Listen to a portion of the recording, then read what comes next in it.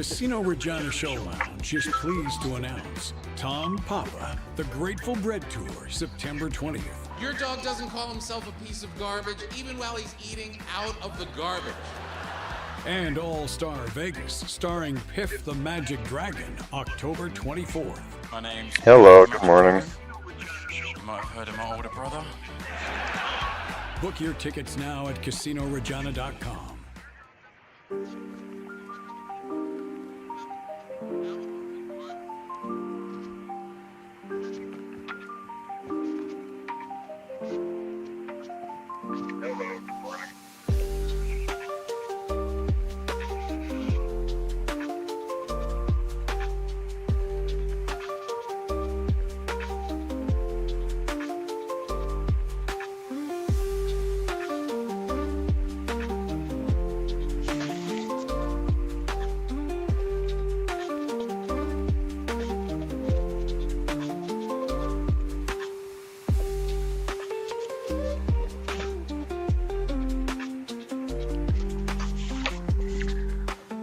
Oh, that was my entry I missed there.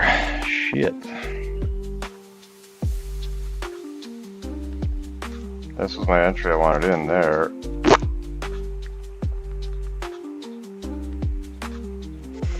Just down to there is where I went. This is, what is this? Today's POC. Got a $100 range this morning. We are coming up. We just came back out of last week's value area. This week's POC.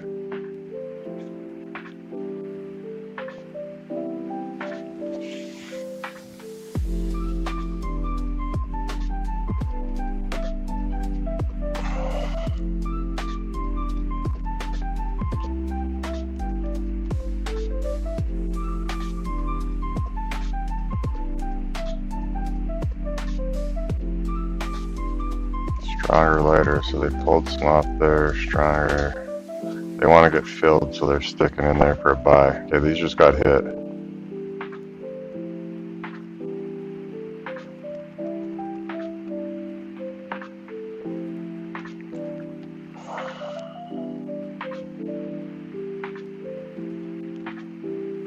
It's just, where are we going there? It's the open, so we opened at the previous day's close area. Okay, so chances are we're coming back down here, right? We're gonna fucking flush back down here. I'm gonna put this at a 4-star, 1.12, 4-star 12, and then I'm gonna short this.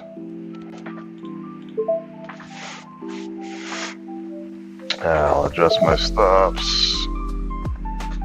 I can get back into this a little bit. And I would want to have my stop loss on this probably be in this area here. Came up over here. That's where it'll likely find a resistance. So I'll put mine here. That's good there.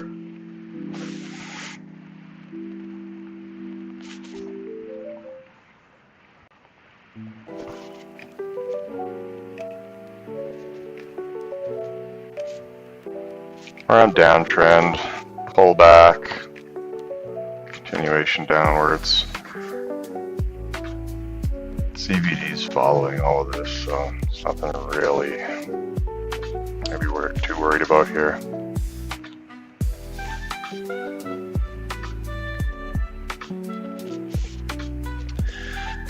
What do we got? We're coming up into some buying deltas here. We're in a little bit of buying deltas right at this node here.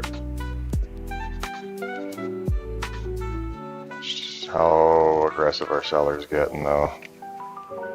Keep in view, auto centering, please.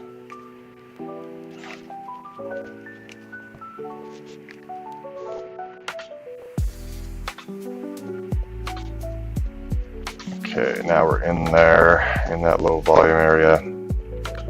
We're being held up by this spike in volume down here. Can probably come out of this trade where I might run the whole fucking node. Like, we might run this all the way down again to here.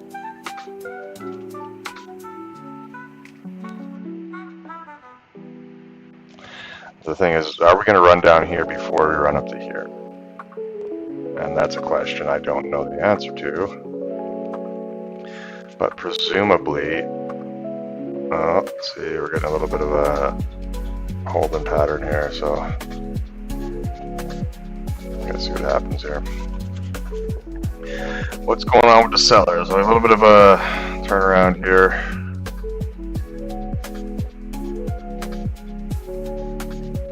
We are extended away from the moving average for the hour. We are coming up on another hour.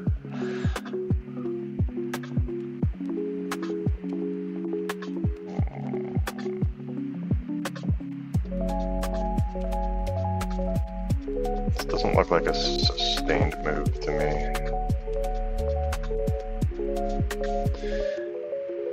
We're not that far overextended or anything either. Or should I?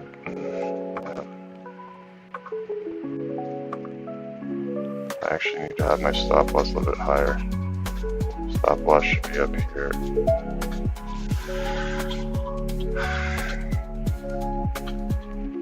It's gonna run me now. Oh, shit. It's gonna cost me this one. Oh.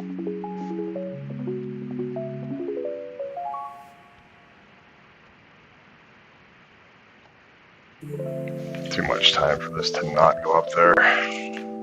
I want to be wrong on this, but yeah, this cost me $120. So I should have got out when this came down here. Just took a little bit. I should have noticed that it was struggling there.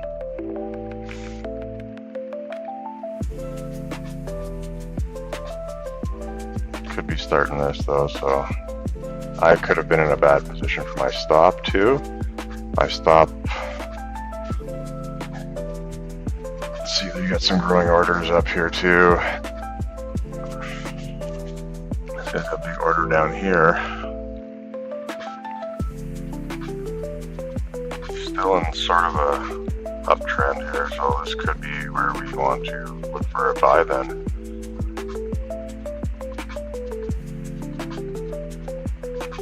See, this was the right trade from here down to there, but I missed that entry.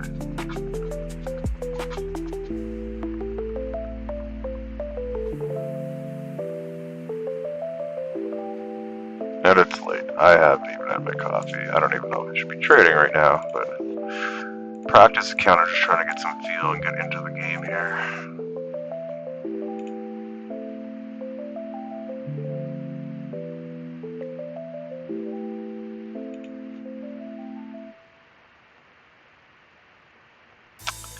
Right where my stop was the reversal, so make your music move with you. With where was my stop originally? Your music at higher quality. Right Listen here, to right? songs So I would have free stopped out and and play them in any order. Tap the banner to learn more.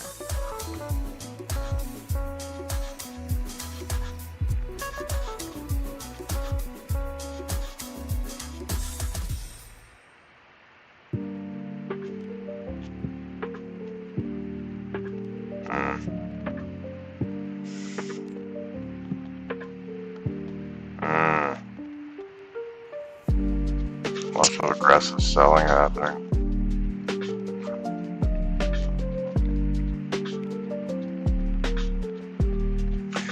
Yeah. What was my problem there? Oh, there's my move.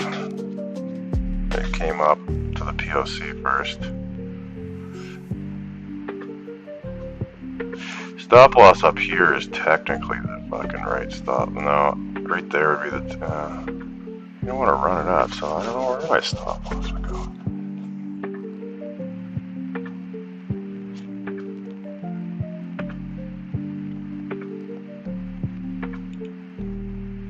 Give me a second here.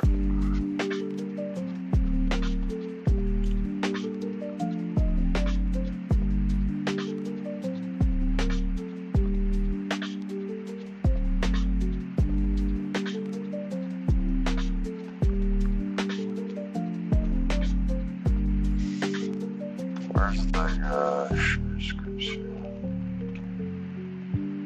Trade manager. I'm trying to get his fucking thing here.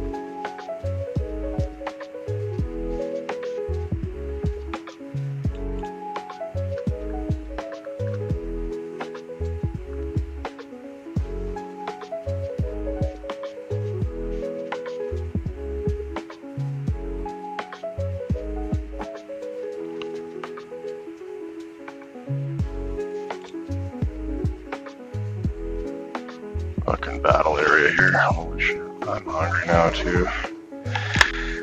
Just go for a walk with the dog now. Fuck.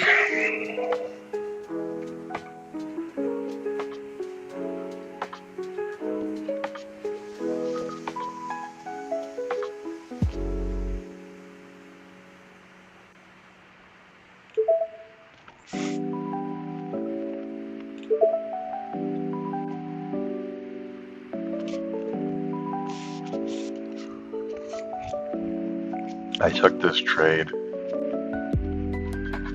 We're having an issue here, but I think this is fucking. It's our point here. We're just coming up on 10.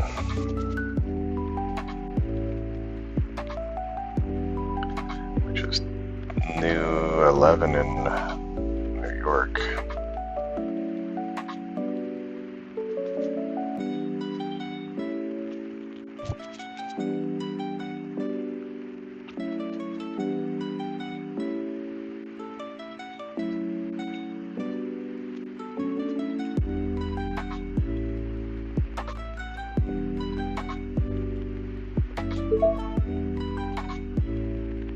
Same thing here. Looking to the downside. I think it's going to break through this time. I'm trying to get out on right around here. This will be my profit area right there. Yeah, I think it's going to fucking hit this now. I missed that out, didn't I?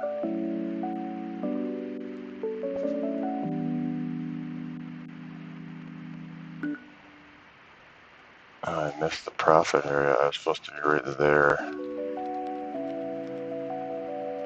Outside of this little gap.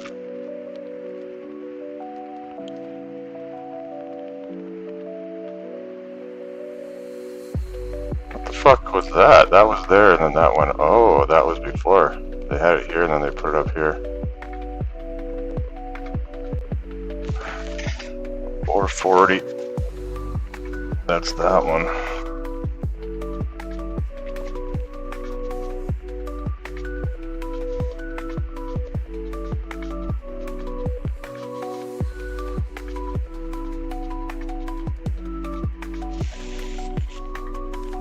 Oh, is Trump talking again? God damn it. Okay. I don't want to be fucking playing with Trump's fucking yapping like this all the time. Push down. Push down. Push down. Push down. Just take my 40 there. That'll cut me out some loss. Alright, where is he fucking yapping now? He's on this one. Imagine bringing your side project to life just by thinking about it. Meet Base 44. A place which is probably your #1 place, I hate to say it. Yeah, I love the balls. And we got to keep it safe. But 7 people were killed. The week before that, 5 people were killed and 21 people were shot. This is in 3 weeks. So in 3 weeks, I lost almost 35 people were killed. It could have been stopped. If you look at Washington, D.C., 3 weeks ago, it was the same or worse. And now it's considered a totally safe zone. Restaurants are open, they're bustling. Restaurants, you have to see, restaurants were dying. Nobody wanted to go out. They didn't want to be attacked. They didn't want to be mugged. They didn't want to be attacked even in the restaurant. And you take a look at what's happened. Friends of mine that haven't gone to a restaurant in 4 years, one of them went out 5 times in the last 2 weeks to a restaurant with his family. They feel totally safe. Washington, D.C. is a totally safe city. You're not reporting any crime because there is none. They said crime is down 87%, and I said, no, it's not. It's down 100%. We have a great thing going. I could do that with Chicago. We could do that with New York. We could do it with Los Angeles. So we're making a determination now. Do we go to Chicago, or do we go to a place like New Orleans, where we have a great governor, Jeff Landry, who wants us to come in and straighten out a very nice section of this country that's become quite tough, quite bad. So we're going to be going to this is positive maybe news, Louisiana. man. He's talking about this and you shit. have New Orleans, which has a crime problem. We'll straighten that out in about 2 weeks. It'll take us 2 weeks. Easier than D.C. But we could straighten out Chicago. All they have to do is ask us to go into Chicago if we don't have the support of some of these politicians. But I'll tell you who is supporting us, the people of Chicago. And I sort of want them to let it be known. They have incompetent people. A guy like Gavin Newsom. He's the governor of a state that Newsom. If we didn't go into Los Angeles with our soldiers, with our National Guard, you wouldn't even be having the Olympics there. They were going to take it. And remember this, your top law enforcement officer in Los Angeles said, there's no way we could have done this without President Trump coming in with the troops. We saved Los Angeles and we saved the Olympics. Thank you very much. I got this, sir. Thank you, Andrew. Thank you. Mr. President, in regards to Gavin Newsom, would you be open to a congressional investigation in regards to the specific Palisades fire that killed 12 seniors to see if there's any negligence on Gavin Newsom or Karen Bass in regards to those deaths? Well, I'll tell you, there's negligence on not getting people permits. That is negligent. We got all of the federal permits. Lee Zeldin. The federal permits are much more difficult. They were all gotten within 30 days. People could go build their houses. It's going to be years before they are allowed to build their house. And Karen Bass is grossly incompetent. And Newsom, this is a very incompetent guy. I watched him with the hands. I'm saying, what's going on with the hands? There's something wrong with him. You watch him. There's something wrong with this guy. But more importantly, he didn't allow the water to come from the Pacific Northwest. You know, they have tremendous amounts of water in California. People don't know. They send the water out to the Pacific Ocean. So I demanded it be open. If that were open during the fire, before the fire, you wouldn't have had the fire because all the sprinklers would have worked in the houses. They had no water. They had no water in the fire hydrants. You wouldn't have had the fires. It would have been put out after one house, 2 houses. But he stopped the water from coming in. And I had to send in the military to have that water opened after I'm going to join this guy on and now they a... have water, but he should have more because they've restricted. They still restricted.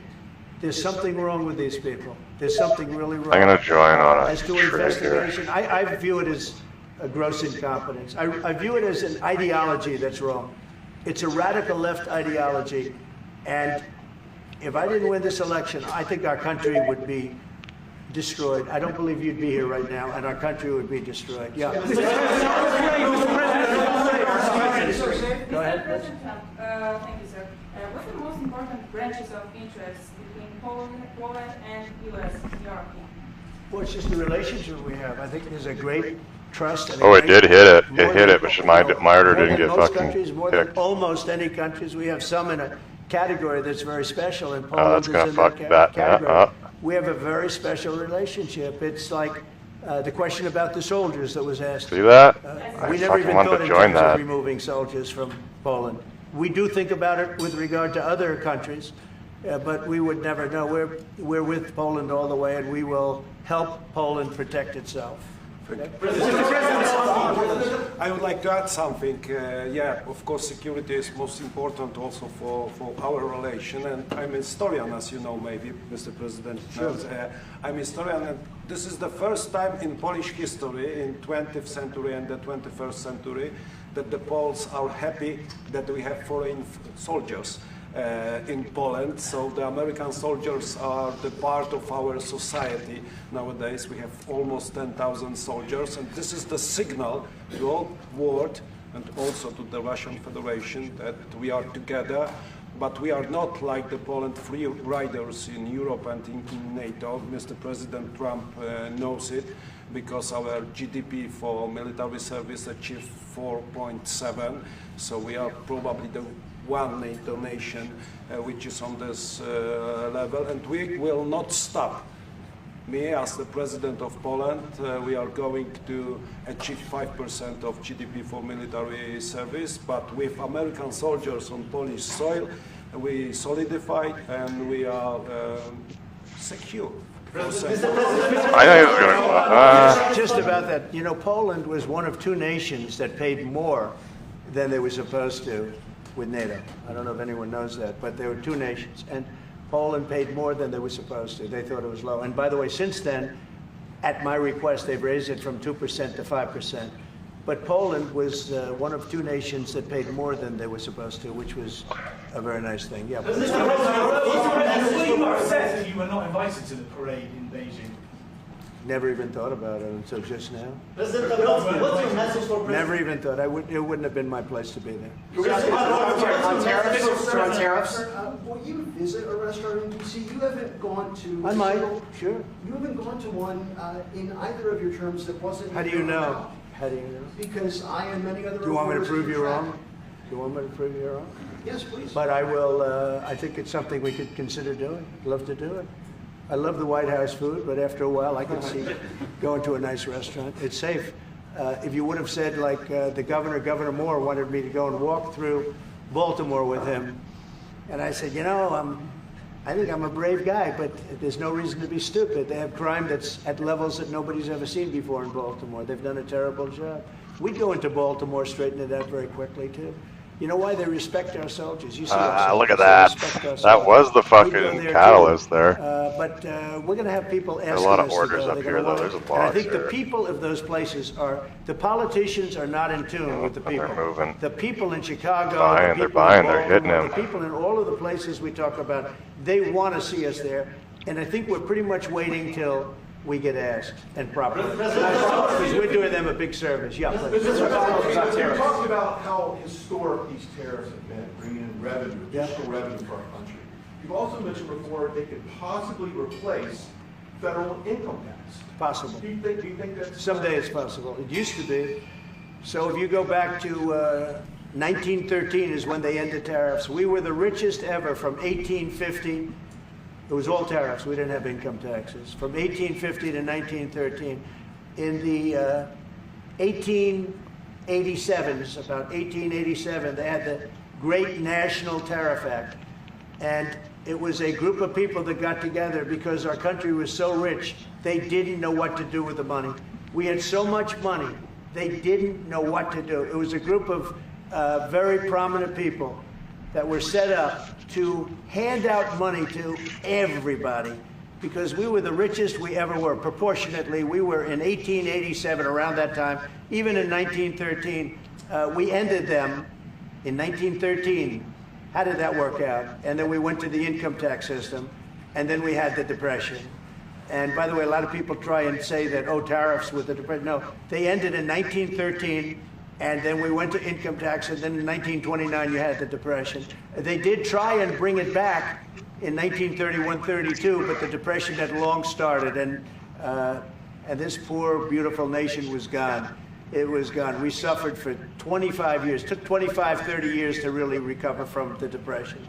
This is coming back. I don't ever want to see that happen again. I want to buy in here The for tariffs one. are vital to the success of this country. When I say I ended 7 wars, at least half of those wars were ended because of the power of tariffs. I'm saying we're holding this, and we're going to get a pop-up to If here. you're going to war, we're putting a big This tariff. is a little bit of a gamble on this And all of one, a sudden they announced that because the we war could come was back settled. down I to would here. set- If I that's the settled case, 7 I'll hit different again there. wars. One going 31 years. Look at the Congo and Rwanda. Look at that.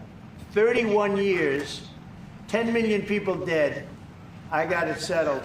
And a little bit of that one, less than in some cases, had to do with trade and had to do with tariffs. So, tariffs are vital to our country. And just so you know, other countries use them on us, but I just used them a lot better. We're in a much better position. We have trillions of dollars coming into our country. If we didn't have tariffs, we would be a very poor nation, and we would be taken advantage of by every other nation in the world, friend and foe. We're not going to let that happen. And we have a very, very big case in the Supreme Court. I can only say this. Our country has a chance to be unbelievably rich again, but it can also be unbelievably poor again. If we don't win that case, our country is going to suffer so greatly. What's the backup plan, sir? But I think we're going to have a big victory. Even if you look at the people that brought the case, they're foreign-oriented. They're foreign. Countries have taken advantage of the United States for 1 second, so I many did years. look away there. And I started with I'm buying in there. last term. I took in hundreds of billions of dollars in tariffs from China. But when COVID came, the last think thing I was still going we're to do still is good we're going here, to man. tariff Fine. France and Italy and others, Spain, when they were doing so badly. But now Daily View we app, made this a is deal with hourly the view European app, the Union, new hourly view where app. they're paying us almost $1 trillion, and they're happy to do it. You know what? They're happy. It's done. These deals are all done. Maybe that was I the guess you short have to because that unwind was them. the We've done deals with Japan, with weighted South moving Korea, we've done average. deals with POC was there. many That countries might have been a and good others short, to to be come. honest. Fuck. And if we didn't have the I was going for power, breakout, which is prestige, dumb. I and should be dignity playing of on my. tariffs, and I used them wisely, and people respect America again, and we've become a rich country again. The money coming in is incredible. And again, they use them on us. If we didn't have them, they would use them on us, and we would have no way to fight them. We would be a third world nation. So I think it's one of the most important cases I've ever seen go before the Supreme Court of the U.S. So you gave Vladimir Putin a 2-week deadline to agree to talks with Volodymyr Zelensky. That deadline is now nearly approached. Can you give us any indication of when you will make it? Well, I'm having a conversation with him very shortly, and I'll know pretty much what we're going to be doing. We've taken very strong action, as you know. And in other ways, we've taken very strong action. But I'll be speaking to him over the next few days, and we're going to see. With who, sir? I'm going to know exactly what's happening. Who's But I'm not happy with all the people. You got 7,819 people killed last week. Russian soldiers and Ukraine soldiers, right? Not American soldiers, not soldiers from Poland, but they're human beings. They're souls. They have parents. They wave goodbye to their parents, and their parents never see them again. That's the end of them. Over a stupid war, and I want to see it stopped. Now, we have stopped the money. We send weapons to NATO. They pay full price. We don't, Biden spent $350 billion so stupidly. And it was one of the reasons that this whole thing happened. A big reason this war happened was sitting right in these chairs, this one in particular. So I will tell you that I think we're going to have a good solution, but they're losing soldiers at levels that nobody has seen since the Second World War. This is the worst conflict, and it's just going on and on. It's one's defense, one's offense. The offense moves a little bit, just a little bit. You take a look. They move inches. They're dropping bombs and killing everybody. The whole thing is not since the Second World War has there been anything even close to this. And they're not soldiers from my country. This is my country. but I have a power to end things. That's why I was able to end 7 other wars. And you know that I thought of the 7, they're basically 7. Those are tough wars to end. Much tougher, I thought, than the war with Ukraine and Russia. I thought that Ukraine and Russia have a very good relationship with President Putin. I thought that that would be much easier. I thought that would be in the middle of the pack, maybe one of the easiest. Sometimes you never know with war. You know, war is a very interesting thing. You never know with war. War is complex and dangerous, and what a mess, what a bloody mess. It's going to get done one way or the other. But they have to stop killing all of these souls. There's souls, and we have to stop killing. Just a follow-up on that. Thank you, Press. Thank you, Press. Thank you, Press. Keep moving. Thank you. Out the door. Guys, out the door. Thank you. Thanks, guys. I really like how he's fucking televising all these fucking meetings. He's got the appropriate staff there. He's having meetings with the guys, and they're talking about things, taking questions. This is what government's supposed to be. Open and transparent. I should be able to basically, without him being in like the war room or some shit, oh, Jesus Christ. Without him being in the war room or something, I should basically be able to see and listen in to basically everything that's happening in government. I mean, I'm not American, but I wish it was like that for Canadians. But I should basically be able to do like everything in government, everything. I should just be involved in, like, you should be able to just like, I should be able to walk around. Why can't government officials wear body cams? As long as they're not in the war room. Like, they should have fucking body cams on. As long as they're not in, like, security clearance places where you need, like, you know, top security clearance, blah, blah, blah, blah, blah, and all this other shit. If it's just your day-to-day, every fucking member of Parliament, every member of Parliament, or the Senate, that's Parliament in Canada, every politician should have this. Look at the buying here. Look at the buying. Look at the buying happening here. It's fucking straight buying right now. Buying, buying, buying. They're pushing. They're pushing. They're looking to get up into this area now. Pushing buys, pushing buys.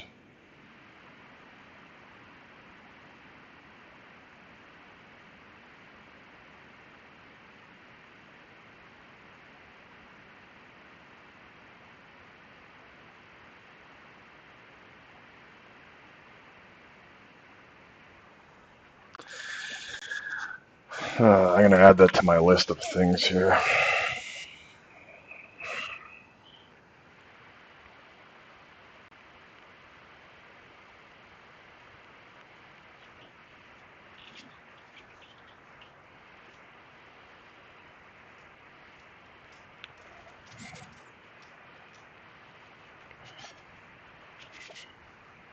Just a second, Rex.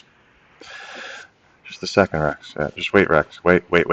Every politician wear body cams like police and have them streaming live the entire workday.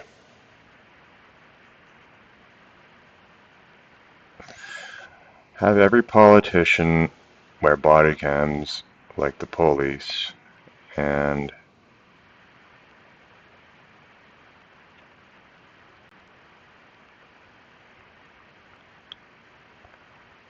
are in or discussing security discussing matters that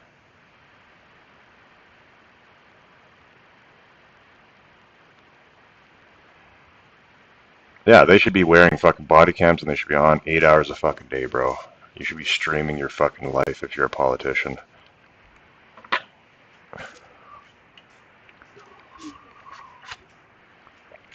You gotta start making these representatives accountable, or no, you gotta wait. You gotta wait. Daddy, wait. Things are moving. Wait, Rex. I'm in a trade, boy. You have to wait. Yeah, but you're bugging me. You're distracting me, boy. I'm paying attention. I'm paying attention to something.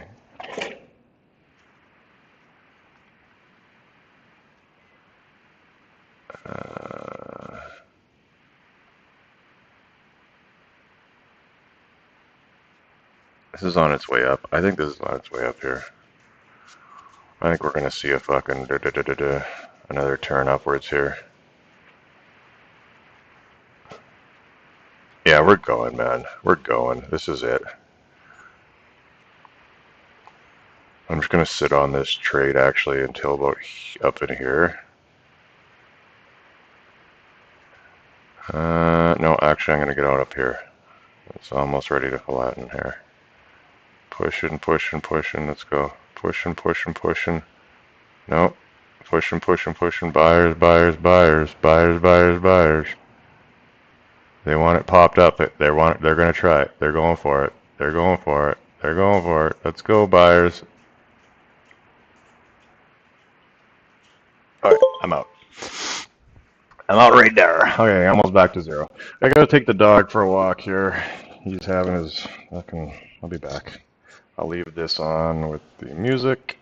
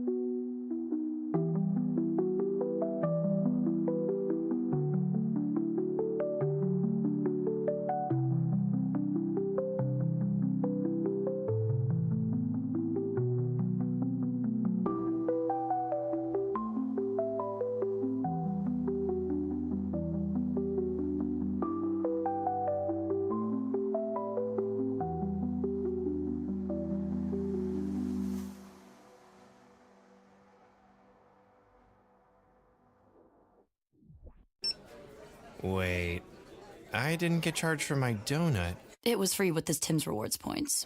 I think I just stole it. I'm a donut stealer! Oof. Earn points so fast, it'll seem too good to be true. Plus, join Tim's Rewards today and get enough points for a free donut, drink, or Timbits. With 800 points after registration, activation, and first purchase of $1 or more. See the Tim's app for details at participating restaurants in Canada for a limited time.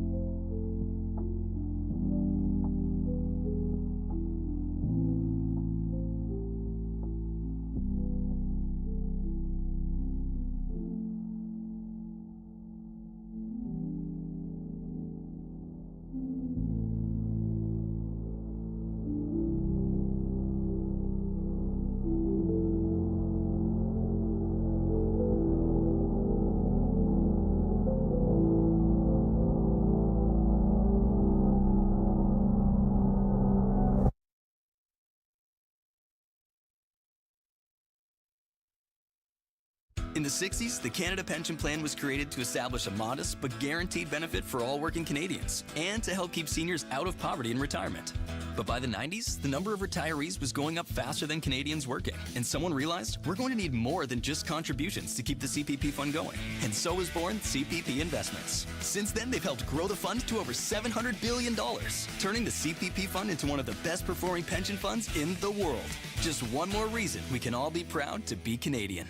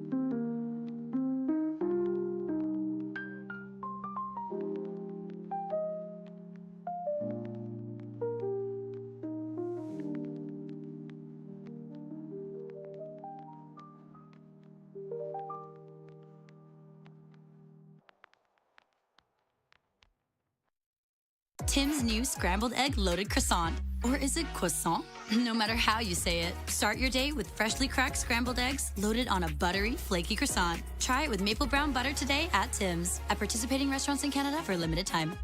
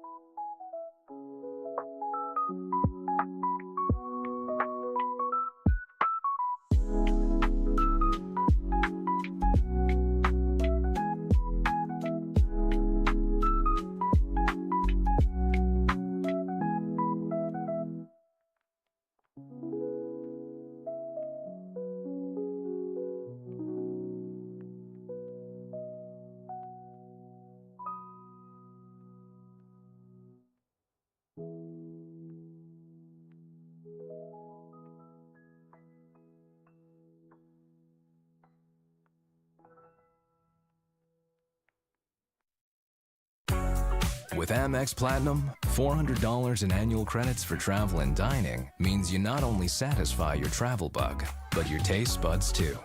That's the powerful backing of Amex. Conditions apply.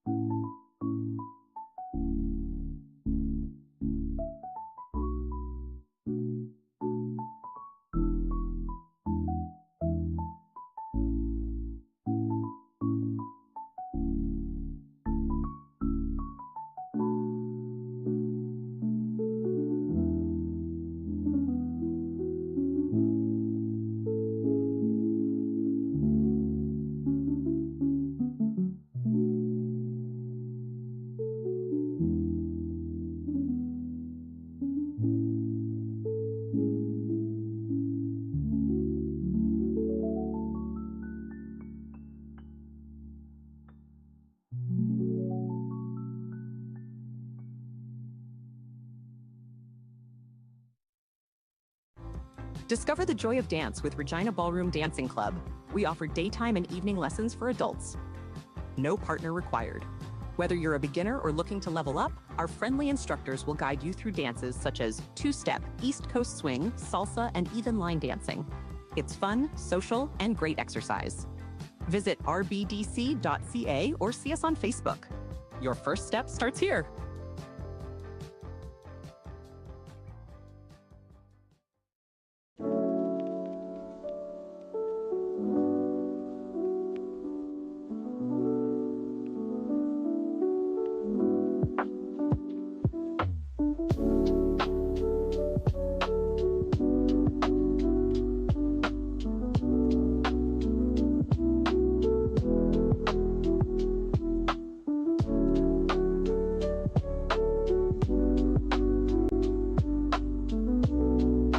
We're here. I got where? The last one. I can't remember where I got in here.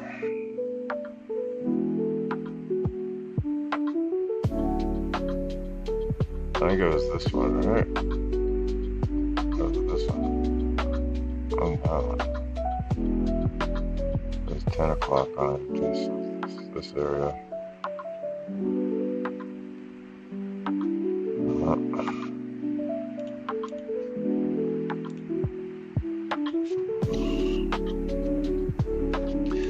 Okay, I'm back. I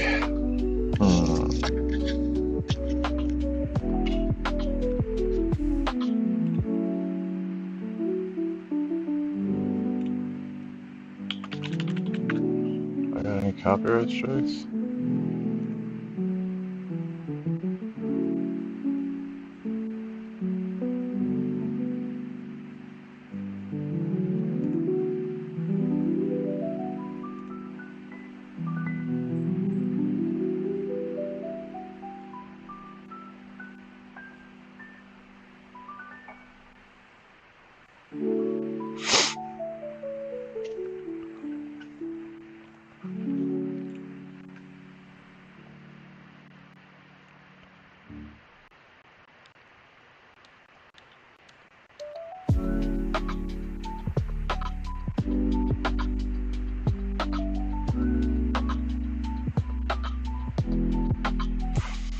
Coming back down into the daily here. And the previous hourly. I think this is a buy here. I'm looking at 9 on a 3. Ooh, whoa, whoa, whoa! We're fucking crashing. Good thing I just didn't take that buy.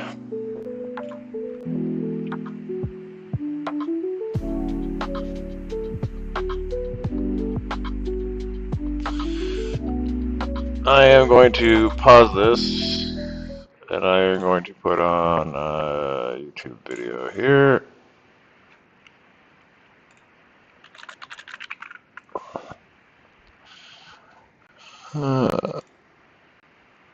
Yeah. Imagine being able to build anything just by thinking about it. Meet Base 44, a complete Freeway Ricky Ross, who was selling the drugs that in L.A. that paid for the Contras versus the Sandinistas. Oh, that's awesome. He's got his own weed line now. I know a few guys who were like heavy busted in the late 90s, and now they all have stores, and it's just hilarious to me. You would think that they would shy away from that. No, they just smoked. Even after, I was like, still okay. But my thinking is, it's still federally illegal. It is. Like, to open up a store and have that your primary source of income, a Schedule I drug, according to the government. It seems risky as fuck for someone who's already been inside. Oh, dude, it really. Well, it's odd that they could get the the permit for it. I know. Or at least they know someone who got the permit for it, and they work there. So maybe I shouldn't let out too much. Yeah. Their grandmother or something. Yeah, that's who owns the store. Yeah. Is a 95-year-old lady.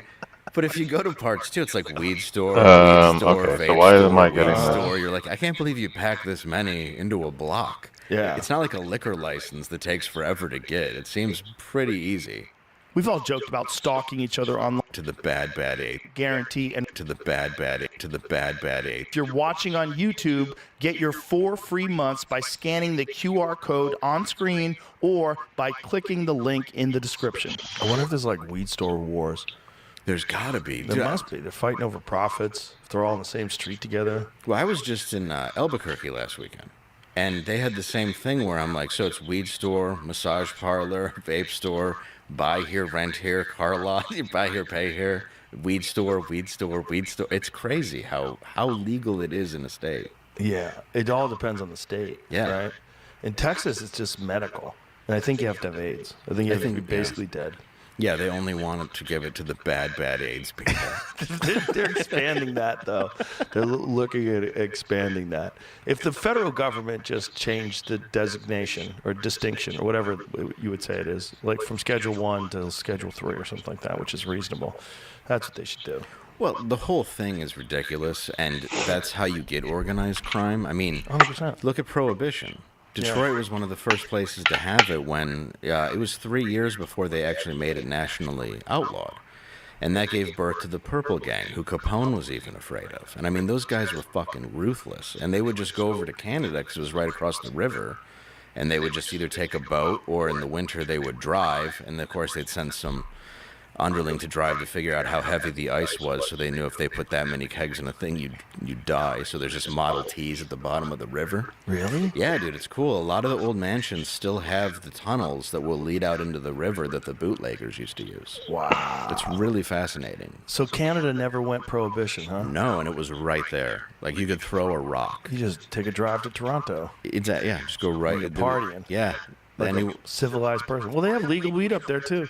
Yeah, the whole they do. country. Yeah, this is one Look of them. at that Model T at the bottom of the river. And this was a guy who's like, I got a whole bunch. And then halfway, that's fucking badass. The ice went out. Yeah, dude, the Purple Gang was ruthless, man. I never heard of that before. They were probably the first Jewish gang. They had Irish members as well. They were the Bernstein brothers. Their parents owned a shoe store. And like the legend is they were called purple because that was the color of rancid meat. So they hated the name because they thought it sounded gay. But they still ran with it. But when you see pictures of them all lined up in like mug shots, like they would do stuff like walk up to somebody and be like, hey, I like your ring, and they'd be like, thanks, and then a guy would just like cut the dude's finger off and he would take his ring. Like they were like the level of cruelty these guys would inflict on people to take over a city was next level. Wow. And never heard of this before. Yeah, dude. Capone wouldn't mess with them because he was over in Chicago and needed some of these guys to supply the liquor. Wow, and the Purple Gang ruled Detroit. So is that a documentary where it says the Purple Gang? That might be. They did a mob museum thing on it. I went and saw in Vegas. Like that book right there, The Organized. Where are you going, babe? That's a great book, and it's got a lot of fun photos. But yeah, they were as ruthless as you could absolutely get. Go to that first picture in the upper left-hand corner and make it big. Look at their faces, man. Yeah, none of them are happy. Those are hard-looking dudes. Yeah, they had a rough life. So a lot of them were just like stray kids that were Irish that were just abandoned by their parents, and then the rest were these Jewish kids whose parents owned a shoe store. Wow. And I mean, eventually they dismantled. The Italians took over, but during Prohibition they reigned. Wow. Yeah, never heard of that before. It's a really cool story that I've always wanted to see in a movie, and nobody's been able to execute it. And I would love to see it because maybe somebody will now that you just got the story out. I hope people do because it's such a cool story. It sounds crazy. Like the level of Detroit mob too that's been around is it's wonderful. I shouldn't say wonderful, but I love it. Just crazy. Yeah, like they were nice to my dad and stuff when he was young, and like when he had gotten back from Nam, and they're just nice people that I knew. Well, so nice people that kill people. Yeah, so, but they kill alcohol. I kill bad people. Yeah. But the thing you said that's so important is that like Prohibition, all it does is prop up organized crime, and the fact that we still do it, it's just for optics. It's just because people's like, I don't want legal drugs on the streets and my kids getting hooked on drugs. Like, drugs are here. They're here. If your kids go to a club, if your kids go to a bar, if your kids are partying, drugs are there. They're a real thing. You'd be way better off if drugs were legal and then you knew exactly what you were getting. Because these kids are getting fentanyl. Because I had this guy, Ed Calderon, the other day, who's an expert in the cartels. And he said they started adding fentanyl because they had grown so many poppies that the soil had been depleted, so the heroin was very weak. So to make the heroin more potent, they started adding fentanyl. Is that what it was? Mm-hmm. And the desire for all that stuff was all because of the Sackler brothers. So the Sackler brothers, when they created this opiate crisis in America, which did not exist before, where everybody's hooked on these fucking pills, then they start cracking down the laws. So now you have a demand and you don't have a supply. And then along comes the cartel and starts making pills. And they start making pills with fentanyl in them because their heroin's not that strong. Xanax, Percocet, all these things that kids don't know they're taking. That's the shit part. And so you're they make it look just like the real pill. Like, oh, I know what those are. Oh, yeah, you get those pressed Xannies that just like a bar, and it's just complete fentanyl. And when I remember when fentanyl, I shouldn't say first came out, it's been around, but it was first started becoming, they put it in products you weren't expecting. And I had like 3 friends die within a matter of maybe 4 months. And that's how I started noticing, like, well, this is going to get serious. And now there's a site I see, it's called every 11 minutes. And that's when, or every 11 seconds. And that's how long it takes for someone to OD on fentanyl in this country. So every 11 seconds, a new person is overdosing on fentanyl. Wow. And all because of our stupid laws. And I'm not saying legal heroin would be good for everybody. It's not good to do heroin. I think everybody would agree to that. Well, yeah. No? I did it before once. It was good. Was it? Oh, yeah. What was it like? Did you shoot it or snort it? I snorted it. No, I'm sorry. I snorted it, and then I smoked black tar heroin, and one time I shot it, so 3. Wow. What was the best one, the shooting it? Yeah. That's why they do it. That was majestic. Was it? Yeah, dude. What's it like? The most calming, wonderful. God, this sounds like I'm promoting it. Also with my voice, like it's the most calming, wonderful sensation you've ever had. You're gonna love it, kids. It felt amazing. Like every problem you've ever had is gone, and you feel nothing but euphoria, which is different than like Oxy and some other stuff, which kind of just makes you feel, to me, loose and tired. I mean, this makes you tired, you're crashing out, but you're also getting a feeling that was really, really, like, warm and exciting. Like, I only smoked crack once on accident, and that was... How do you do that on accident? They put it in a joint, right? So we're sitting at my friend's back porch, and he gives me Hershey's on the joint, and I hit it, and it had, like, a weird sizzle, and I hit it. I'm like, this is the best pot I've ever had in my life. And he's like, yeah, they gave me free crack. And I was like, oh, good. So I'm now high on crack. My other friends are pissed. They go and throw the joint in a sewer. And I'm just sitting there like, and it doesn't last very long, but it felt really fucking good. Like I immediately would have done more crack had there been the option, but it definitely takes you over very quickly. Did you ever see the Hunter Biden thing recently where he did this interview where he's talking about how great crack is? Oh, yeah. He's spot on. It was the best ad for crack I've ever seen in my life. And you only did like one hit, right? I did once, and then I'm done. Like, very rare. When they threw it in the sewer, did you want to go get it? Yes, I wanted to go. I wanted to go back to Weyburn, where the street where we got it, and I was like, we should go get more crack, guys. I don't know if you didn't feel this, but it's... I think you're probably no, you're not the first person I've talked to that shot heroin, but the first person who described it. Oh, it was my friend Jay had it, and it was in high school. Yeah, it was it had to be better to get people to shoot it up. This is the only way it could be. To get people to that kind of commitment, get a needle from a vein, get a fucking buying here. Arm. It was awful, that part. Yeah. And then it wasn't. Did you do it with a guy? Yeah. So he'd done it before? He did it for me, yeah. Oh, God. He died of a heroin overdose in his parents' kitchen. Yeah, I know, you wouldn't expect it. What a shocker. Found his head between, like, the fridge and the stove. You got stuck? I think he was either looking for something or collapsed right there. Oh, boy. Yeah, it wasn't good. Nice guy. Jesus. I knew this dude in the 90s. That was hilarious, bro. His name was Water Dog. Okay. He was a professional pool player, like a really high-level professional pool player, and he was a heroin addict. That's and he so would go funny. into the bathroom. I saw Dave him play Lano's straight hilarious, pool, which actually, is this man. game where you're just Chill, running dude. balls. Like it's called 14-1. It's what they played in the Hustler. So you have, instead of 8-ball where the ball's in the center, you have a soft break where you're just trying to not scatter the balls very much. And the idea is to eventually someone makes a mistake and you leave an open shot, and that person runs out that rack, leaves one ball on the table, makes that ball, and collides the cue ball into the rack and opens up that rack, and then keeps going. And a really good player can run like 200-300 balls. Yeah. So this guy was playing for Minnesota $10,000 in the 90s. So it was a lot of money. shit, And I was broke, so I couldn't believe anybody could play pool for $10,000. This guy goes into the bathroom, shoots up, comes out, and sits on this this bar stool like this. Just sits there for like 20 minutes, man. Just sat there. And then we were all watching him. Like his arms are all curled up like this. And then he got off, screwed his cue together, and never missed. When I say never missed, I mean it was the craziest display of pool I think I had ever seen at the time.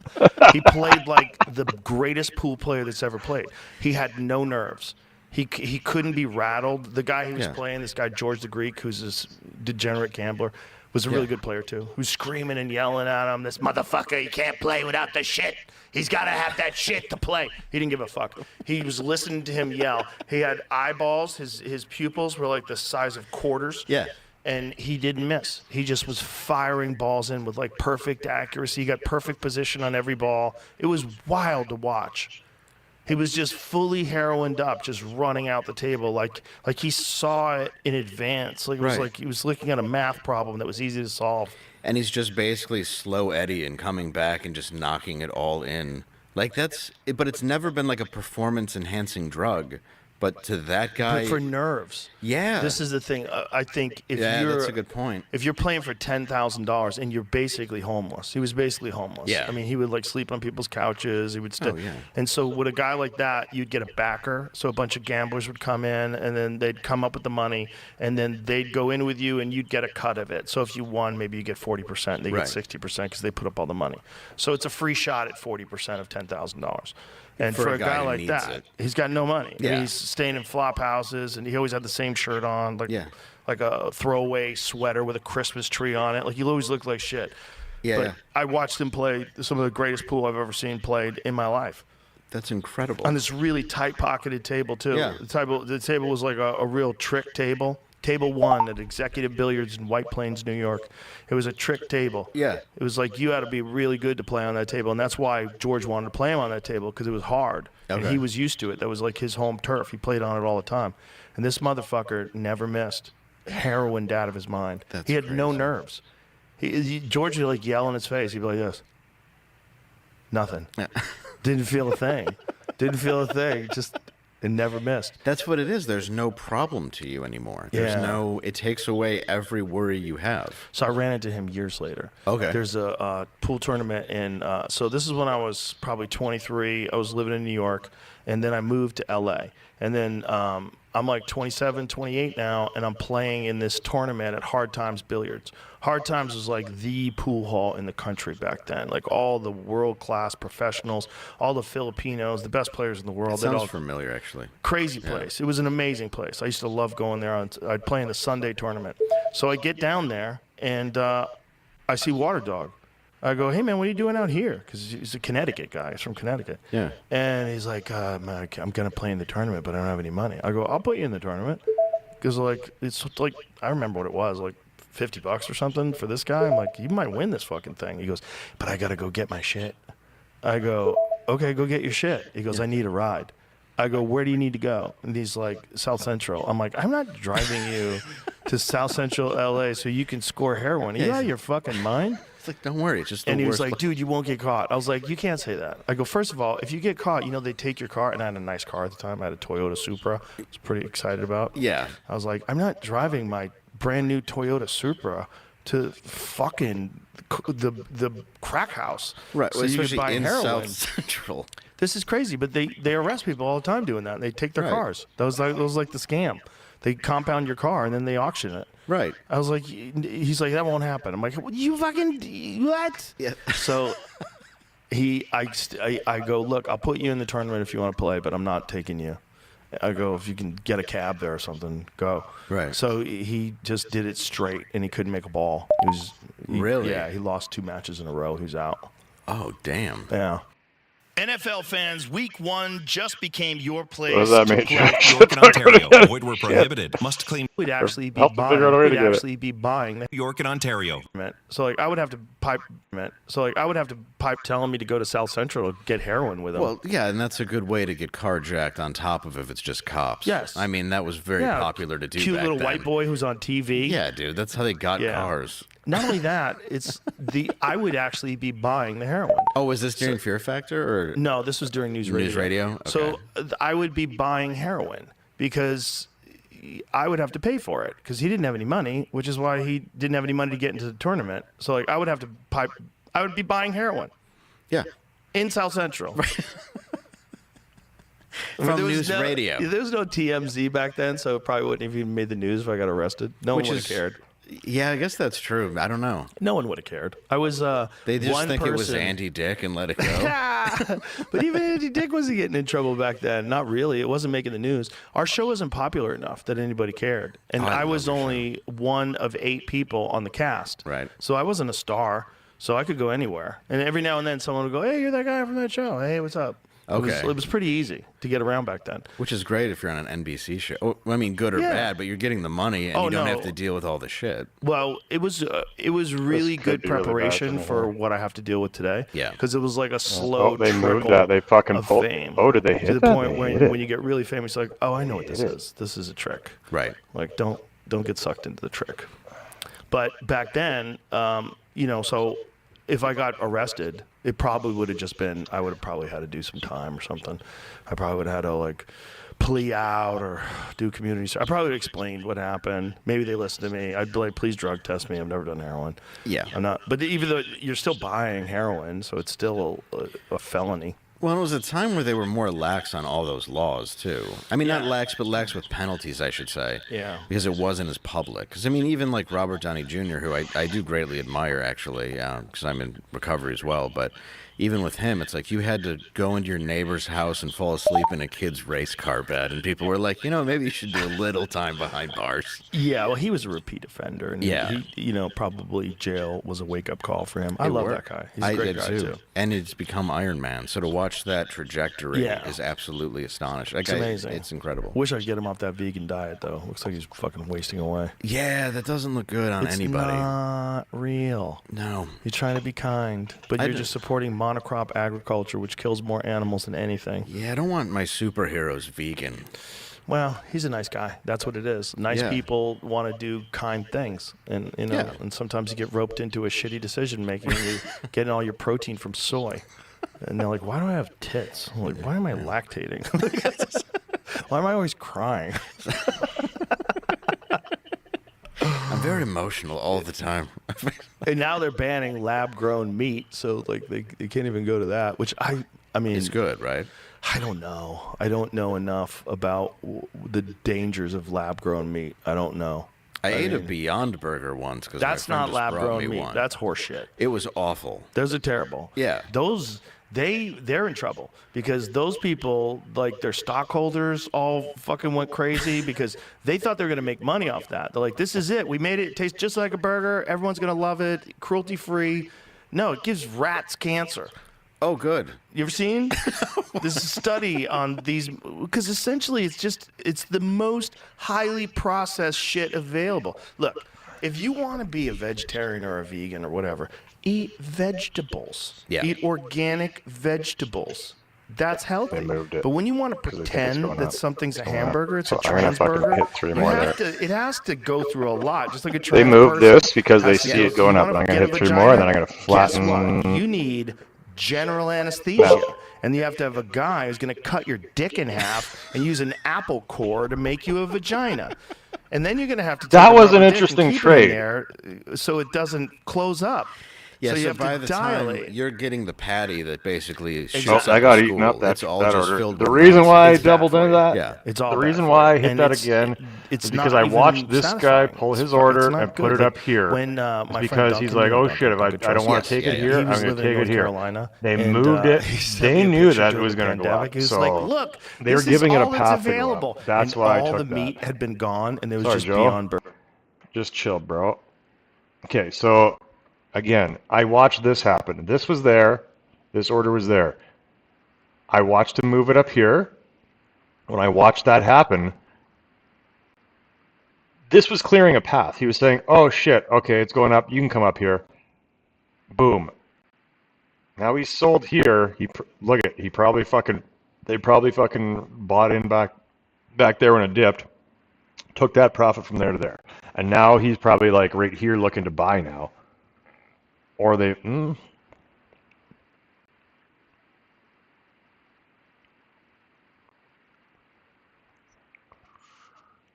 oh, they want this. I'm taking it.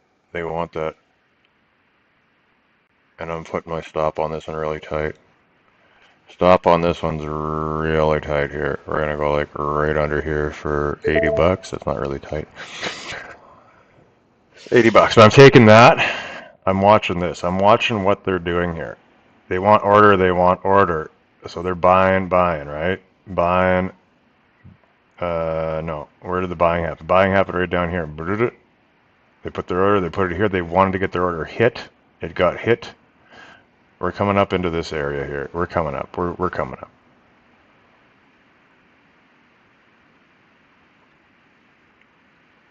See, he's spoofing. They're placing well, not spoofing. That's not quite spoofing. So we got a lot of buys here.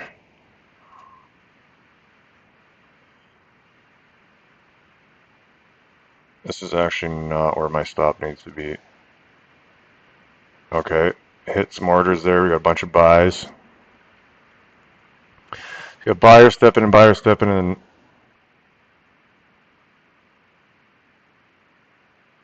now you got there you go. Got some buy orders. We still got momentum from the buys here, so I think we're okay, but more orders. I want to see this move up here. They're taking it away.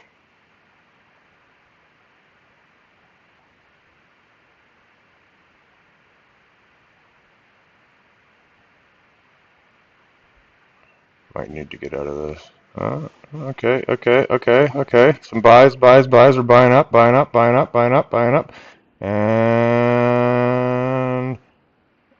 I'm going to flatten here.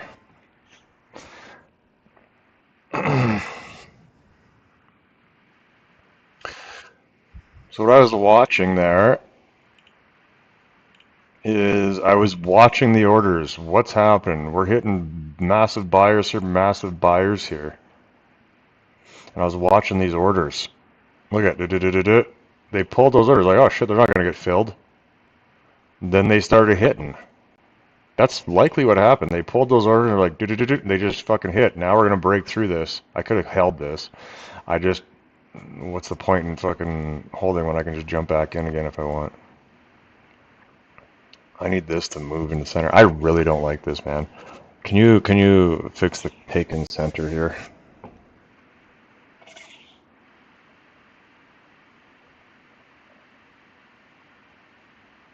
I'll see if I can take a picture of that.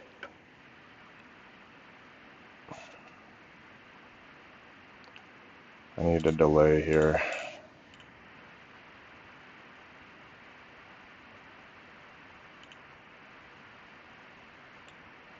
Huh?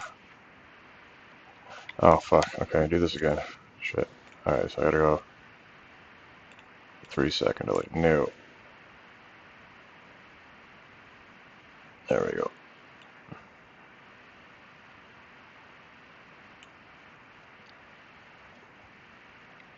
Okay, I need to open this up bigger. Take this and go here.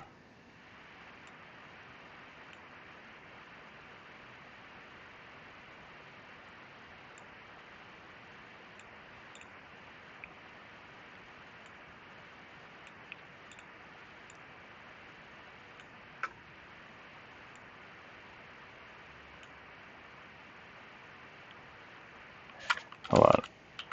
This one is here. This one should be here.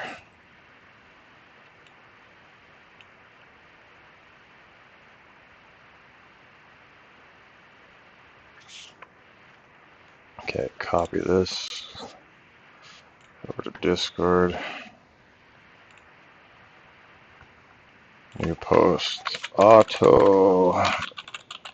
Hang on.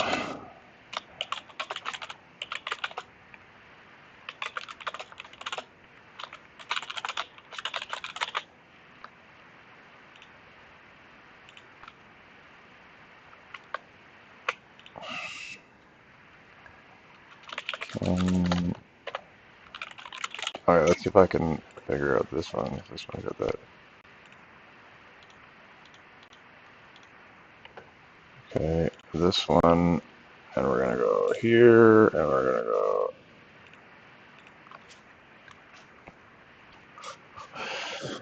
I'm gonna look. Hey, get out of there, Toto! Toto! No, no, no, no. Don't go in there, baby.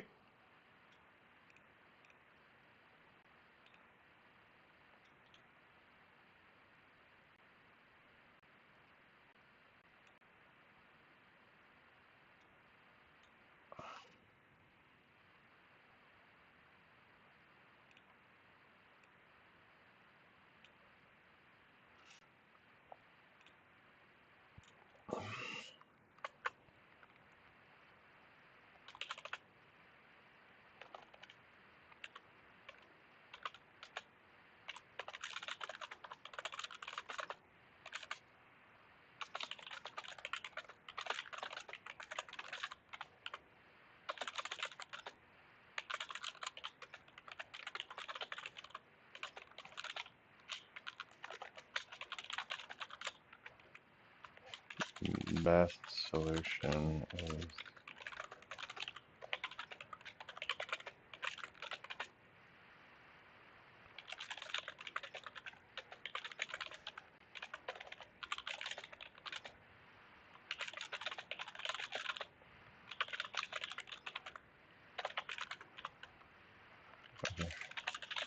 Thank you. Thank you. Yes, thank you.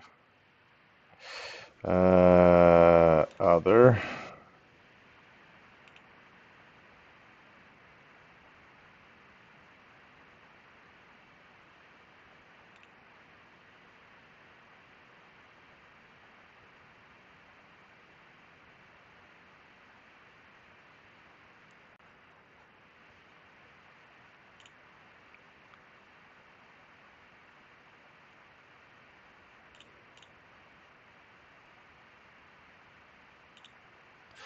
Okay. So I added okay. Oh, look at that, eh? Look at that. Which one did I take? I was on this one when I fucking got out there? I can't remember now. Something like that. It must have been something like that.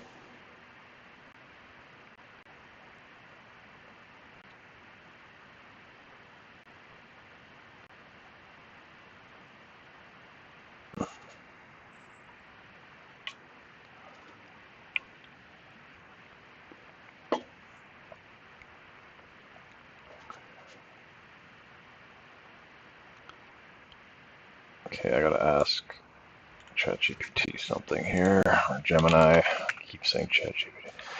Okay. What I want to ask Gemini, I wanted to ask.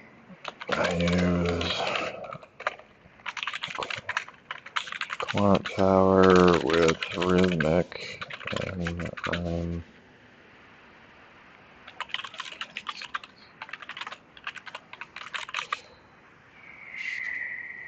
does that mean there is a just-in-time compiler which when the rhythmic data is being processed, it needs to compile that data into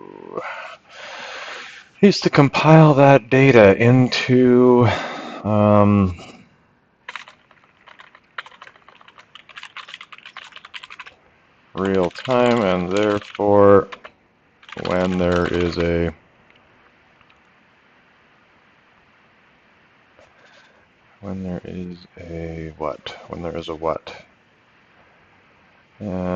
surge in volatility, the programmed quant tower.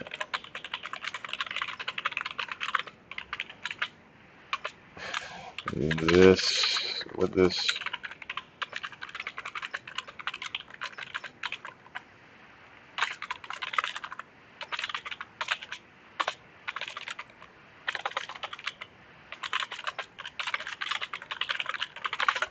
All right, I'll put Joe back on here. Burgers. That's all that was left. Everybody had bought all the hamburger, all the steaks, all the chicken, and it was just this fucking bullshit fake meat. Well, yeah, because at the end of the day, you kind of have to know it's bullshit. Well, I think in the beginning, like, didn't Kevin Hart have a restaurant where he was just selling all vegan food? People do it because they think they're being a good person. That's what it is. Sure. Yeah, I get it. I get the sentiment behind it, but just eat vegetables. If you really want to go that route, just eat vegetables. But guess what? Don't go that route. It's not good for you. Well, no, we're not designed to do that. No. And I'm not saying I have the healthiest diet, obviously, but it's like, yeah, I like steaks. I like meat. I'm Probably the not only gonna thing give it keeping up. you alive. Probably the only thing I get, yeah. I eat a lot of dyes. I get a lot of migraines. A lot of dyes, a lot of that red 40 that they're trying to get rid of. Yeah. That was another hilarious thing when RFK Jr. was saying that they had to get rid of the red dye 40, and they're like, well, if we do, what will happen to our business? Meanwhile, the same business is selling this same cereal to Canada without the dye, because in Canada it's illegal. Right. Oh, yeah. The amount of stuff that we looked at, like our entire breakfast as a kid was just cancer. That's the only thing they advertised on TV. Just dyes. Just have a big sugary bowl of cancer and some toast with diabetes too, waiting for you. God. Yeah, it was nuts to think the amount, because I'm just the microwave generation. Like, yeah, just throw that in the microwave. We can just pour a bowl of this shit that lasts 45 years in the cupboard. For us, We'll it be was fine. TV dinners. Yeah. You had frozen TV dinner. You put it in the oven. The next thing you know, you're eating Salisbury steak. Yum, yum. And those wonderful potatoes. Yeah, those little fluffy potatoes that are in that little tin. And occasionally the worst brownie you've ever had. It's not a good brownie. No. I used to love those little TV dinners. I used to think it was a treat when we ate TV dinners. Oh, yeah. That's how it was at my house. There's no vitamins in that. No, you never felt full. You felt gross, but you never felt full. It's just, you think about it, I mean, even the food pyramid. I mean, how crazy is it that in the 20th century they had it totally wrong? With all the access to books, all the information they had No, about come health and on, Joe. They had it all nutrition, totally were wrong so because it was wrong. planned What that the way, food at brother. The bottom of was all the shit that gives you inflammation. What the foundation is this inflammation-causing bread. Yeah. They're like, what you need here is mostly wheat. You have to make sure you get 18 servings a day of white bread. With bromate in it. You want to get a lot of that. You want to get a lot of folic acid sprayed on it. Enriched flour's better. Yeah. Here's sugar. That's in there for some reason. 2 ounces of protein. Make sure you grab that Tons a of day. sugar, dog. Tons. Everything. Everybody had type 2 diabetes when I was a kid. They just didn't know it. Oh, yeah. Well, everybody's getting it now. It's still constant. I know. There's never been a time where poor people are so fat. No, like starving people are obese. Yeah. That's what's crazy. Like you can't get nutrition in your body, but you also have to sit down to get groceries in a cart. Or go to Disneyland. Yeah, that's Disneyland is the place we find them all. Yeah, and it's like, why? Like Because they get the carts for you. They have carts set up there for you. Because it's a lot of distance you got to cover. You do, yeah. A lot of parks. I just don't see the enjoyment of a ride. Any rides? Well, I mean, not the ride you get for free to go from ride to ride, but the actual ride. No, I love rides myself. But if I weighed 400 pounds, I may not enjoy it or... Yeah, that would take a lot of the love out of it. It would, wouldn't it? It wouldn't fit in those seats. Especially if you're with your kid and the bar comes down and that one has no protection. Right. The kid's fucked. The kid's just going to pop right off the top because you're so fat. Exactly. Right. Right? There's like this much of a gap. You've The seen kid's those just people where the sliding kid in and out. the kid's like looking at his mom all nervous, Yeah, like you realizing. should be fucking nervous. You should be terrified. I used to think that when I got on ski lifts. I'm like, this is crazy. They just let you sit on this thing way, way, way above the mountain. Oh, and people would fall off all the time. Yeah. Because they think it would be funny to jump or whatever. Dude, it was always bad. Oof. Like, we didn't have mountains in Michigan, but we did have big enough hills. Like, I went skiing. We did a lot of skiing when we were real young. And then I went down it was like a double black diamond, I think they're called. Yeah, I was like, I got this. And my ski got stuck in a soft mogul, and I just went down it on my face. It looked like 8 dudes beat the shit out of me. Like, I was just like all scarred and bleeding. And then I just didn't ski much after that. I got a concussion a few years back, and I stopped skiing. I'm like, I'm done. I got a concussion, and I got what's called an insufficiency fracture in my shin. Some lady didn't know how to ski, and she slid into the trail like sideways, like doing this thing. Yeah. And I had 2 choices: either destroy this lady or wipe out hard. And I took the second choice and I banged my head off the ground. Oh shit! It was bang. I heard this, and I had a helmet on, but it was still the bang was loud, and I was dizzy for the rest. I 100% got a concussion, and I didn't feel right for the rest of the day. And then I was like, I'm done. This is not worth the thrill. Everybody I know has a torn ACL from it, a concussion. My grandpa died. Oh, God, I'm sorry. Yeah. No, I didn't know if you meant your... You know what I mean? Yeah, Not but my no, they grandpa. do, though. They all have stories. Well, yeah, they all have this, like, somebody knows a Sonny Bono who just, like, launched right into a tree of a mighty oak. It's not worth it. No, dude. I just never enjoyed it that much. And when I tried snowboarding, I'm like, I sucked at skateboarding and was a poser at that. Why am I even attempting this? Snowboarding, you're attached to that fucker, too. At least with skis, the skis pop off. Yeah, you can get away. Yeah.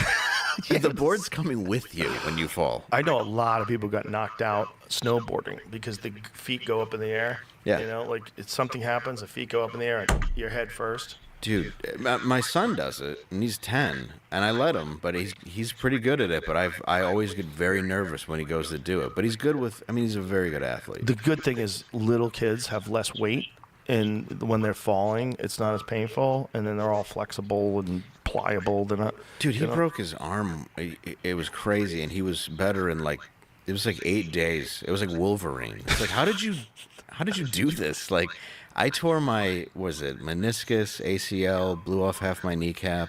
Oh, boy. And, I was making fun of my friend, and then he tackled me, and we were on a linoleum floor with keg beer. Oh, no. So instead of going to the hospital when it was in a lot of pain, I'm like, I'll just wait till the morning, and I had my friends carry me around this party.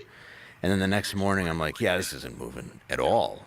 So my friend Jimmy drove me to the hospital, and, dude, it was like out of a, sitcom. Like, doctors opened up a door into my leg. He wheeled me into a drinking fountain on accident. Like, I broke my leg more just trying to get into the hospital. And then by the time I got in for them to do the surgery, they're like, what happened? I couldn't be like, I was drunk at my friend's house. You know, I was like, I slipped on ice. It was winter. I was walking to my car, and they're like, this is a lot of damage for just slipping on ice, because I just twisted it all night. I should have known. I mean, my foot was, behind me. Oh, God. When I did it, my knee just is... So I have rods in my right knee, so I just tried... Oh, really? Yeah. You have rods to keep it together? 3, yeah. Wow. It was that bad? Yeah, you can hear it pop sometimes when I walk. It's pretty nice. Does it hurt? Sometimes, but not as bad as you think it would. If I'm, doing a treadmill for a long time, or if I do something where we're just outside, because I'll go hiking or whatever, so my wife likes it. So we'll do that, but that'll hurt after maybe a couple miles, but not a severe pain. But just annoying. Yeah. That's fine. Yeah, and you can, weather messes with it in the sense, but nothing crazy. Is there an option to take those rods out? Because I know a lot of them, they put them in there so that the bones heal correctly, right? Yeah. There might be. I mean, it's been 25 years. I'm sure there's been advancements in it, and I just don't bring it up. I bet your bones are just growing around it now. I'm sure it's destroyed. They're probably like, why didn't you come in? I'd be like, you didn't bring it up either. Yeah, I know a guy who broke his arm, and the screws from the plate that kept his arm together were popping through his skin. So he had another operation. They opened up his arm again and took the plate out, and because the arm had healed, the bones had fused, but then the plates and the screws started backing out. That's through his skin. They're poking through his skin. That's what happened to my son, and it sucks. He was 6, and him and his friend were hanging out at his friend's house, and they had a slide that was 8 feet in the air, and they both decided to jump off of it. Oh, God. And he landed funny, and he's a little kid. So I was at my friend's mom's funeral. I rushed back to get him. It's the worst thing in the world when it's your kid. It's just the worst. Where's the fucking orders on here now? He got the screws out. He got the right, everything went fine. But when the way you're that 6, you heal so dude, quick. it was honestly they cut the cast off 2 weeks before they were supposed to, because he's like, I can go like this. And I'm like, that's amazing. Because I remember I would like go to bars still, and I was still underage, but I was still going to bars with like a cast on. Oh boy. Like a full-blown knee brace, and I'm wearing like track suits and like I had chains and like earrings. I was that kid, So I'm like just a raver stoner, and I'm just walking around with my crutches. That's hilarious. How long did it take before you could walk again? Properly, about 6 months. Now, every now and then I do walk with a limp because it just kind of goes out. Does your friend still feel embarrassed by this? No, I don't. No, it's one of those guys you've known for so long. He didn't care then. And I was saying stuff to him that kind of I deserved it. So, like, I mean, he felt really bad. I shouldn't say that, but no, it's not anything. The girl who owned the house went nuts, and she was so hot. And I always had a crush on her. And she's like, your family's going to sue me. I'm like, my family's not going to sue they don't sue people, but we're not going to sue you. And like I think my dad had passed at that point, and she's like so freaking out. She would have these wild Christmas parties every year where it happened. Oh boy. And that ended the wild Christmas parties. And she's like, yeah, you never sued. I'm like, yeah, why would I sue? Because I'm stupid. Like, it was my fault. And then I just went out and said, yeah, I fell on ice. Isn't that a gross thing that people would just sue? If they did something stupid in your house, they would sue you. Dude, I've never. Like, I can understand points where people have. It's just such a scammer mentality. It's a shit thing to do to anybody. It's like somebody who, like, slips delivering a package or any of that stuff that's possible. There was a lady that was, when my kids were younger, there was this lady that was a single mom, and her daughter was playing with my daughter, and they'd come over the house, and she went to another person's house, and like they'd have play dates like kids do, and she wasn't there. So she comes to pick up her daughter, and they have a dog, and the dog is a very friendly dog, and the dog, it jumps up to dogs do that, of course, and scraped her with its claws, just scraped her with its claws. She sued the family for $50,000 and won. And they just settled. They settled because they were informed. Listen, legal fees is going to be probably $100,000. She wants $50,000. So this fucking asshole, all a dog did, dog nails, just scratched her a little bit. Not even like bleeding, nothing crazy, just normal. Oh, your dog's crazy. Like where you and I would be like, what a cute dog. Right. She was like, ooh, opportunity to sue this family that's wealthy. Especially the fact that that's just what they do. I remember when we were young, there were 2 pit bulls that were at this house behind a camp we were at. And this one kid was always throwing rocks at them. And we were like, you shouldn't do that, because we liked the dogs. And the camp had its own golden retriever, and it was fine with the pit bull. They'd run on the fences and stuff. So that's when I first even started getting used to dogs when I was young, because I've always liked dogs, and I have 2, and I've had tons. But I remember that the pit bull, once the kid stuck his finger through the fence, took off these two tops of his finger. And like they sued, they put the dog down, and we were like, he's been chucking rocks at those things all summer. Like he's been antagonizing these animals all summer. And I mean, it sucks that it happens, but it's like, sucks that your kid's stupid too. Yeah, it sucks that he was told not to do it a bunch of times, and then there was a consequence to this shitty action. Also, how did you raise a kid that's throwing rocks at dogs? Like, what kind of a kid would throw rocks at a dog? It's like the first thing you find that has unconditional love for you. It's the first thing that like you trust in a different way than a human. Did he have dogs? There's no way he did. I don't remember him well. I remember the Where is the fucking orders, bro? Much about him other than that. And the weird handshakes afterwards? Yeah. Yeah, I knew his penmanship wasn't very good after. Old Stubbs. Yeah. Oh, there's just none, okay. Yeah, man. Yeah, but he deserves Pit bulls are it. tricky dogs. There's just none. My brothers had ones where... We're going down. Yeah, We're going down. We're going down. Here we go down. Had friends who I gotta take a small. in Detroit from fights. I go 2 here. Because they would throw them in a back alley, the losers, and sometimes my friends would take them. Like we're going down. And get them We're sewn going up down. and keep them. But those dogs specifically would kind of only be left alone for the owner. Like my friend would keep it just for him, like locked up. Well, they're usually fine with people. Yeah. The real issue with pit bulls is dogs and children. They think of children as animals. They don't know that a child is a person. At least it seems like they don't, because they attack kids. Well, and children don't know dogs are animals sometimes, and that's kind of how I treat with my kids. Like, you have to understand that, Right. you know, like when you're roughhousing or whatever, like there's a, be real careful because she may not necessarily know what you're doing, you know. Yeah. And he learned that at a young age, and dogs love them, but a lot of times kids can be really, really rough with dogs. Yeah, they can be, sure. Especially if they don't grow up with them, they don't know, they're not taught. But the thing is, like, if you have a sweet dog, like I have a golden retriever, Yeah. and if my kids thought all dogs were like my dog, and then they went up to another dog and grabbed his face, that dog might bite your fucking face off. Yeah, and Goldens Yeah. are the best. They're Like, the they're best. just designed to be the sweetest animals on the planet. He's the nicest dog shit. of all time. The best pet. Got it the wrong he's time. Just the homie. Okay. You come home, he's like, hello. He wags his. He always has to greet you with a toy. Like, as soon as I come in the house, he grabs one of his toys and runs up to you with a toy. Dude, it's the nicest feeling in the world. Yeah, they're the sweetest dogs. He cuddles with me when I watch TV. He climbs up, like, literally, like, lies in my lap. That was He's the wrong 75 one. pounds. Okay. Puts his fucking head on my chest. Yeah. And he just likes to be Could be pet while I'm here. watching TV. Yeah, they just want to be with you. Yeah. It's the nicest thing. And I had a Rottweiler, some. and people are afraid of those, but she was the sweetest dog. It's a lot of it is how you treat them. Yeah. But it's also the breed.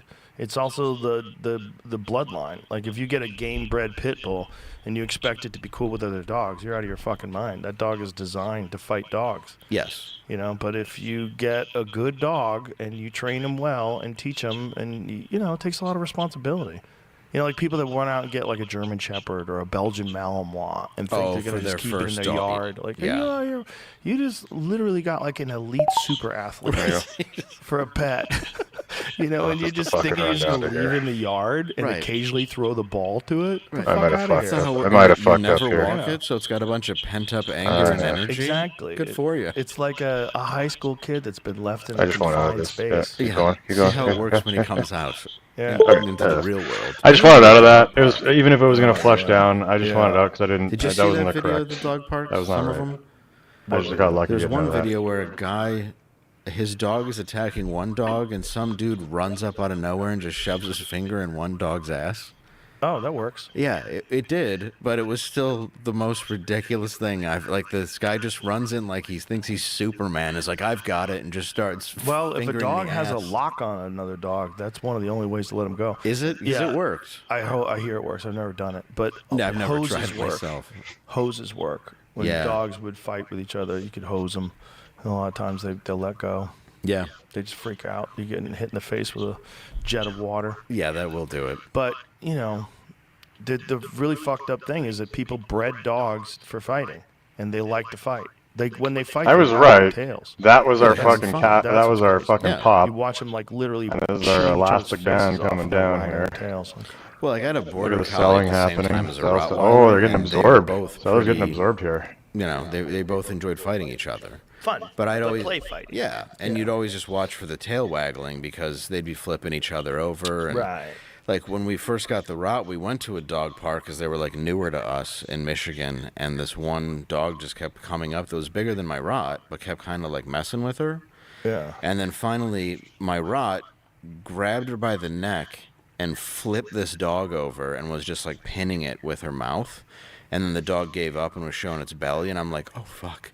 I'm like, all right, we're gonna leave the dog park now. You know, like people were like freaking out and screaming. Yeah. But the dog kept like coming up and like nipping my dog until Yeah. my dog finally just like attacked back real quick. Yeah, which is what dogs do. They have to establish Yeah. dominance. Yes. That's what she did. I was at a dog park once and somebody brought a wolf. Are you serious? Yeah. It was the wildest thing. All the You got a dogs. wolf? All the dogs immediately knew it wasn't a dog. Well, yeah. Some guy had one of those 7/8 timber wolf dogs. You know, because you can get them dogs where they're not really dogs. It's a wolf, and this thing just walked in, and every dog was like, "That's not a fucking dog." They all scattered. It was wild to watch. It was big too, man. It was really big. It was like 100+ pounds, and just big fucking mouth, big long mouth. And 100+ pounds. Is that a big dog? Like, And I don't. every dog knew it wasn't a dog. Were they just all backing in the corner? Yeah, because wolves eat dogs. Oh, yeah, they do. They knew. Yeah. They fucking, there was a thing like the smell, the look, whatever. No dog was sizing up with it at all. No. Every dog just ran away. It was weird. Well, they have that instinct, and that thing is like what dogs like. That's like if a caveman walked in, right? You know what I mean? Like that's the original OG of what we're supposed to be. Right. Like this is not a wolf. Oh yeah, I've seen this video. This video is wild. So there's all these dogs are fighting. Okay. And check out this one dog walks in and he's the fucking boss. And he's this dog. Look, all the other dogs back the fuck away from him. Look, they all back away. This one dog, and he gets on that dog. Like, look what happens. Oh, dude, every one of them just acts right. It's like John Wick of dogs. Yeah, dude. It's just look at this. The dog just lays down, and he just gets on top of him. I once saw this dog kill one of us with a pencil. I have no idea what kind of dog that is. I don't know either. The black one. It's got to be the white one. The one that's dominant. The one right there. Yeah. I mean, the black one was cowering. I was looking at the wrong dog. Corso, I believe. Well, why don't you take a photo of that dog and run it through Google Image? The dog looks like Benji. Like they probably just knew. That's what's crazy. Yeah, like it's probably just they knew it had a hard life. My friend has a dog like that. That's a small. It's a darker, like a gray. Dave Ladow's actually and hilarious. He takes man. it pig hunting, and it's the most savage fucking dog I've ever seen in my life. And it looks like that? Yes, this dog just chases pigs. It's crazy. And pigs are tough. Oh yeah, but this dog is just nuts, man. Dude, that's what kind of dog is that? Come on, ChatGPT. A mixed or breed or a mutt. Based on appearance, shaggy, wiry coat, body structure. How crazy is AI? A wolfhound or terrier mixes. Large size and sturdy build might also suggest some Central Asian Shepherd or Kangal ancestry, especially if the dog is used as a livestock guardian. However, without a clear look and more context, like the dog's size, weight, or behavior, it's difficult to definitively identify the breed. It's likely a mix of working or guardian breeds, common in rural or semi-rural areas. Yeah, that thing they just knew had it tough. Yeah. Because it just came in They're and like, didn't give a yikes. fuck. It's not even a big dog. That's what's crazy. Like, yo, but that was kind of what it was like when that wolf showed up at the dog park. All the other dogs were just like, what in the holy fuck is this? Was it you? I think you were talking about it. Maybe it was, I don't know, but it's about a guy who trains wolves. And he was saying, I've had people on that work with wolves. You can't really train wolves. Yeah, but I think it was like the movie The Gray, you know, like taken with wolves or whatever. And like he said during it that he has to fall down as the stuntman or whatever. So the second he gets home, one of the wolves is going to try to take his spot on top. So you got to like grab the wolf and hold it up in the air, and like that's like the main thing to do to get it to stop. But like every night he just has to prepare himself for fighting a wolf when he gets home. Oh Jesus! Which is crazy. That's so stupid. But I mean, they all just they're pack animals. Yeah. So as soon as you leave, Yeah. they take the dominant spot. Yeah, you have a good day of filming, and there's just this wolf looking at you the whole car ride home, seeing if he's gonna take like your shit once you get home. I knew a dude who had three of those wolf dogs, and he was a piece of shit. And they got out of his yard and killed the neighbor's sheep, and he lied about it. He's like, no, wasn't my dog. Wasn't my dog. Killed like 8 sheep. Dude, yeah. It's your dog. Because they just kill for fun. Yeah. Like, oh, there's just sheep that just would commit suicide? What killed? Mountain lion? What did this? Well, there's coyotes and stuff where... Not like that, though. No. That kind of damage. Coyote would have a hard time taking out a sheep. It would take a long time. Yeah, but they grab small dogs. Like, oh yeah, like before COVID, we like in Detroit and like the suburbs, we never had coyotes. Like it seemed like any of that stuff. And then after, you see them all the time. Like I would walk out and there'd just be like a deer in my front lawn. I'm like, this is bizarre. In this part, and then now you have ones that like hop fences and grab small dogs and jump away. Oh yeah, yeah. They're everywhere now. They're in all 50 states, and then they're in every major city. Yeah, that's crazy. Yeah, they're a wild animal. I mean, a really interesting animal, I should say. Obviously, they're wild. Because when I first saw them, they'd be crossing the street at night. I'd be coming back from a gig, and I'm like, is that a dog? Should I stop? And then it's clearly just a coyote. Yeah. And I'd never seen them up close like that, ever. They're in Central Park. Are you serious? Yeah. Yeah. I used to walk by there all the time. That looks like what it is. That looks similar. Bosnian Barak. Bosnian broken-haired hound called Barak. Yeah, it looks similar. Fights bears? Yeah, that makes sense. That makes sense. Yeah, that would be it. That would make sense why all those dogs are like, this motherfucker's not playing. Dude, he takes down grizzlies. He is not playing. Large game. Yeah. Jeez. A scent hound. I saw this. Yeah, guy. that's what my friend's dog looks like. And it's a little dog, and it's a girl, and she's fucking ferocious. And just has yeah, dude, a pig and a bear. Yeah, pigs are like wild pigs are some of the most ferocious sounding animals. I remember the first time I ever went hunting pigs. We were going down this dirt road, and to the right of us was like heavily wooded, like high grass, and they were in the grass near us. And then they started fighting, and it sounded like demons, like orcs. They were just going to war, like maybe 10, 15 feet from us, Yeah. but we couldn't see them because of the tall grass. Like, the sound was nuts. Like, this sound is insane. Where do you hunt them? This was in California. Okay. California, where oddly enough, they think most of them came from William Randolph Hearst's estate. Because William Randolph Hearst, the same piece of shit that Orson Welles covered in the movie Rosebud, the same reason why marijuana became illegal, that guy. William Randolph Hearst had an enormous estate, and he had wild boars out there on his estate. And of course, they got free. And now, Central California, all that area is like San Jose. They have a giant problem with them. Really? Yeah, they like show up on people's lawns and tear their lawns apart. And you wake up in the middle of the night, there's 10 wild pigs on your fucking front lawn. Holy shit! Yeah. Do they attack animals then? Oh yeah, they kill people. Really? Yeah. So one old lady got killed by wild pigs.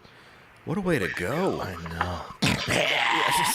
Fucking dirty, filthy demons tearing your face off.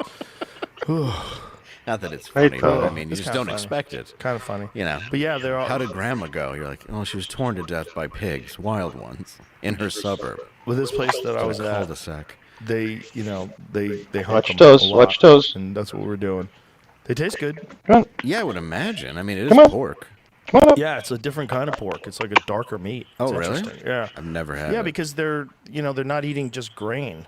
They're eating whatever the fuck they find, and a lot of acorns. That was a lot of it. They had a lot of fat on Yeah. them. That's from acorns. They were delicious. What do you hunt them with? That time it was a rifle, but I Okay. bow hunted them too. I was wondering if you did, yeah. Yeah, I bow hunted pigs. But the thing is, like, if you're bow hunting pigs and you're shooting a wild boar, like a big boar, you probably should have a backup. Probably should have a pistol. In case it comes at you. And you should probably have one in the chamber. So Yeah. as it's running at you, you can just you're gonna have to. It'll charge you. Happens all the time. So it's kind of because bears are like that, aren't they? Like if you shoot one in the heart, it'll go 100 yards. Some bears. Okay. If you shoot them in the heart, I doubt they're going to go 100 yards, but they might be able to because they can go 100 yards pretty fast. Just on adrenaline. Yeah. But yeah, bears are. I was gonna say adrenochrome. but If that's you not hit a the same. bear, like there is a distance between you and them, where it's like a fight or flight distance, where they're too close, where they think that you'll attack them, and so then you're in trouble. Yeah. But if they're far enough away where they think, oh, this guy's not going to chase me, and you can scare them off, that can happen. Bears are tricky. Yeah, I've never.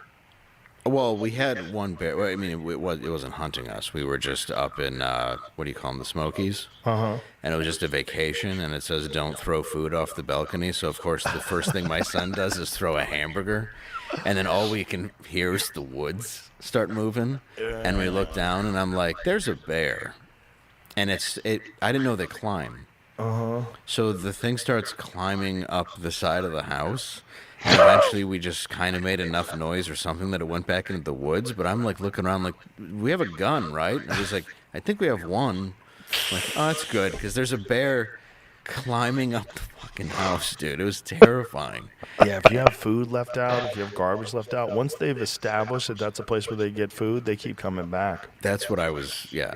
And Yeah. first thing he did was just chuck a hamburger out to feed the animals. And I'm like, buddy, I told you. He's like 4 or 5 at the time. And then, like, a couple minutes later, bear. Oh. Yeah. Do you know the state that has the most bears per capita in the country? No. New Jersey. Is it really? Yeah. New Jersey has a crazy bear problem. I did not know that at all. So the governor of New Jersey ran on a platform of stopping the bear hunt. Because people hunt bears in New Jersey. Because people think of New Jersey, what you think of is these high-density areas like Hoboken, Hackensack. Atlantic City. That's not New Jersey. No. New Jersey's mostly rural. And then you have those actual, like, mountains. Uh-huh. Kinda, yeah. Yeah. Well, a kid got killed out by Rutgers. A bear ate him. And, Really? Yeah, Rutgers University student went for a hike. got taken out. And bears became such a problem that the same governor who ran on the stopping the bear hunt and did stop the bear hunt when he got in office, the population boomed so badly without hunters that he reinstated the bear hunt. Oh, did he? Yeah, he had to. The interactions between humans and bears were going through the roof. I was really hoping that story ended with he got eaten by bears, because that would be just the perfect irony. Well, he probably had an encounter. A lot of people that live anywhere near them have encounters. Like, there's a video of Far Rockaway, New Jersey. We played it many times on this podcast, but we'll play it again just for you. Okay. But there's these fucking bears. They look like 400 or 500-pound bears, and they're fighting in the middle of a suburb. And they're essentially, they're going to war for garbage. So, like, you know, they claim either that or maybe one of the females is in heat, but there's these two fucking huge bears, and they're falling down stairs, and they're out in the street, and the people are filming them from their car. I mean, these are big bears, man. Right. Are they brown bears, black bears? They're all Okay. black bears Yeah. in the United States until you get into the upper Northwest. And then you see more of the grizzlies. You only get grizzlies in, like, so look at these bears. Holy shit. Yeah, bro. Fucking normal house, suburb. Just a couple bears Look, that got won a the real lottery. estate sign out there. The size of these fuckers, dude. They knocked over the sign there, whatever that was. That was a light, I guess. Look, the electrical cords. Oh, yeah. Yeah. Bro, it spills out into the street. These guys go to war for like 10 fucking minutes. How long is this video? 6-minute video. Look at this. They get out, show them all when they're out in the street. So people are filming them. These fuckers tumble down the side of the hill. They're still duking it out. I've seen them come down the street in the same The place. size of these guys, man. Dude. Look at that, right by the mailbox. Look at all the hair. Oh, They're yeah. pulling each other's Ripping hair it out. out. Isn't that crazy? Well, dude, and that's just because they're claws on accident. The size of these fuckers. Imagine that goes across your face or skin. Dude, You're done. you're so dead. Those are big bears too, man. Dude, that guy's so nervous about his Volvo. It's like, come on, don't go near it, guys. Well, these people are so used to it. These people who live in this area. Yeah, you're right. Dude in a car just was like, all right, we gotta wait for it to fall into the shrubs, and then I'm gonna gun it. Hear those noises they make. Can you imagine your little kids walking home from school? Sees two bears. And see two fucking huge bears. And this duking is it out. Jersey? Yeah. Far away. Look, hear the cars? Yeah. Yeah. Look, cars driving by. Oh, hi, guys. Should I stop, walk? Well, I'm going to go get a sandwich. Yeah, you know we have bears now. Yeah. Far Rockaway. Holy shit. Yeah. Dude, yeah, that's... Does not have the most black bears per capita. Well, I thought it did. Kept Googling it. It's not even popping up in the top 5 or 6. I would imagine for a dense small human state, population though. makes its high bear population a significant concern for residents, particularly in the states. Dude, Ted Nugent told me that. I think these people are wrong. The state's forest-covered northwestern regions have one of the highest concentrations of black bears in the nation, with approximately 3,000 bears. Dude, if Ted Nugent told you that, I think he's right. Yeah. The guy knows a thing or two. High population density, concentration in the northwest, increased sightings. The other problem is they really don't have an accurate number. Right. Because in heavily wooded areas, when you want to do a census on animals, you're sending out wildlife biologists, and they just have to count them. And there's no way they can really count them correctly because you're dealing with dense woods. And black bears are particularly difficult to find in the woods. Their sense of smell is insane. Their hearing is insane. And when they hear people, they just get the fuck out of there. Yeah, like in Michigan, you've seen them. Like they come down because, you know, we're up by the Upper Peninsula, and they'll come, you know, Canada and all that stuff. But you do see them on occasion. But I guess they are becoming more and more, like they're moving more and more south towards the cities now. Of course, because nobody's hunting them. Yeah. Which I think we should. Yeah, you have to hunt them. Yeah. I mean, it's why you control the deer population. Yeah. It's like, that's what people have always known. And, you know, somehow or another, liberals lost their minds and thought it's a bad idea to control predators. Yeah, well, massive, huge predators. Right, and it's like, you realize that, like, let's just say the deers alone. If you don't control it, you're going to just have people smashing into them with their cars Not all only day. that, they're made out of food. Right, for you to eat. Yeah. You could go eat them. Deers are delicious. And if you've ever been in front of, like, one with horns, Like, I was in the Rockies. My friend was all high. He gets out of the car. It's like 20 years ago, and there's like, I don't know. It wasn't. Maybe it was a deer, but like an elk or something. Probably ought to be an elk. Yeah. Was it big? Yeah, really big. Yeah. And he gets out, like, he's like, I'm going to stand by it and take a picture. I'm like, I don't think you should do that. And then I'm like, terrible idea. And the thing just lowers its horns at him. And I'm like, dude, get back to the car. And we're like in a Jeep gunning it away from this thing chasing us. There's a guy that is in his car and he's talking shit to this elk that's in the street in Yellowstone, and it fucking jabs his tires and takes his tire out. It doesn't even know it's like, away. Fuck! You hear because it punctures his tire. Dude, it just took him out the way a cops would with like, like a strip. And then it's got horns just getting ready to take you out. They just stabbed his tire. You're not going anywhere, bud. The scariest ones are moose. If you ever, what's that? Is that you have the video of him taking out his car? Yeah. Watch this. Oh boy, look at the size of that fucker. Woo! Dude, you have a tree growing out of your head. A sharpened tree. Yeah.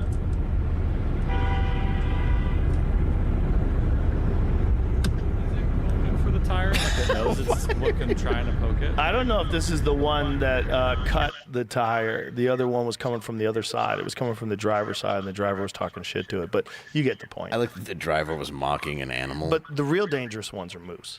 Yeah. Because moose will actually stomp you. They will go after you. There's a lot of videos of people who think they're majestic, and they're like 8 feet away from them, and it's like, it's not Bullwinkle, it's an animal and then the next thing you hear is how they were killed. Yeah, it's not just that. It's an animal that's like really good at stomping at. Oh boy. Does this guy get attacked? I don't know. It's titled Sometimes You Just Don't. Dude, if I got an arrow, you really gotta not miss. Yeah. Well, this is rough too because he's shit. coming straight at you, and so you don't have a really good shot at his vitals. So you have to take the most risky shot, which is you're taking a frontal. So what you have a very small area you're targeting, which is like the end of his beard. Yeah. So his hair comes down, like you want to get it right here. So what you're trying to do is shoot this arrow through basically like a softball-sized hole, maybe a little larger than a softball-sized hole, and it'll go straight through, slice through the heart, the lungs, everything. It's the most deadly shot if you could land it. Right. But you got a 1,800-pound animal coming at you. Fucking, you're shaking. It's huge. You're right in front of it. It's 30 yards. You're not sure that you could hit that spot because your arms are shaking. You're filled with adrenaline. And you have to go for a softball-sized spot on that thing. You really want it to be standing sideways, but it's not standing sideways because it's moving towards you in an offensive way. You should probably just get the fuck out of it. Yeah, I would leave immediately. Or get around a tree. You want to get like where a tree is so you can stand behind the tree and like at least you can kind of maneuver a little bit. Is there sight poor? Oh, yeah, they don't have a good sight. So that's kind of like the better ways to kind of cover. They're kind of dumb. Yeah. Because they're so big, they don't have to be smart. Yeah. You know, and they don't have herds. They're not like, you don't see herds of moose. You see a bull moose, they're generally by themselves or maybe with one or two other ones. Okay. Yeah. See, I did not know that. And then they come in, and when they come in, they're looking for pussy. Eyes that this one's staring. Oh, that's you have a moose fucking you in the ass? Yeah. Staring right at you, dog. Oh, dude. End with those eyes. And Lustful you eyes. you better have a fucking powerful bow. You got to get into that rib cage. Those ribs are thick as shit. So that spot is underneath that like beard and all that stuff that he's got right there? It's right like here. all. But if you hit an animal there, they die so quick. Really? See, Google frontal shot kill on elk. There's a famous video of these kids bow hunting. And this elk comes in and it gives this kid a frontal shot and he takes it at like 20 yards and the elk just stands there and then blood starts spraying out of it and it just tips over. Really? Like right where it stands. It's nuts. It's the most lethal shot if you land it correctly. But I'd never taken it. It's a tricky shot. Like my friend Cam Haynes, probably best bow hunter in the world. Okay. He's taken frontal shots, but the last time he took one, it was like at 10 yards. Is that guy out This here? isn't it. This is not a frontal. These are just bills fighting. Google. This is an elk. Oh, insane frontal shot. Okay. All right. So here we go. This isn't the one. Nothing came up when I checked the thing you just said. So that's it. He got it right there. So see how it sprays? That was a perfect shot. Oh, perfect shot. He got it right. If you watch where the impact is, oh, that's Corey Jacobson. Watch where the impact of the arrow is. It's right at the bottom of the beard. See where it is? Like right at the bottom. Yeah. That's perfect. That's a perfect shot. So that goes into the body cavity, severs all the arteries. Gotcha. That bull's dead in seconds. But this animal seems kind of like, That's crazy. Yeah, it doesn't seem as aggressive though as that moose. No. Yeah. They're not aggressive. They're looking for other elk. Okay. Like he's looking for love. Yeah. That's what he's looking for. Looking for love or a fight. Okay. Yeah. Because the moose looks like he just wants to kill the guy in the video, or at least they attack do. him. No, Right. they'll kill you. They will kill you. I mean, I'm sure elk have killed people before, but they don't want to. Right. A moose will chase you. Yeah. A moose would chase you and stomp you, especially a female moose that has her babies. That's not good. yeah. You better stay the fuck away from her. Dude, yeah, no. They will stomp you out. My buddy was chased on horseback. He barely got away from a cow moose. Seriously, going after him? Yeah, going after him because it had calves with her. Yeah. And she was protecting her calves, and he was on a horse. And she looks at that horse like that might be an animal, like that wants to stomp my babies. And so she full clip chased after him. So they barely got away. Where was fucking this at? crazy, these stories. I love these stories, man. BC. Okay, yeah. BC.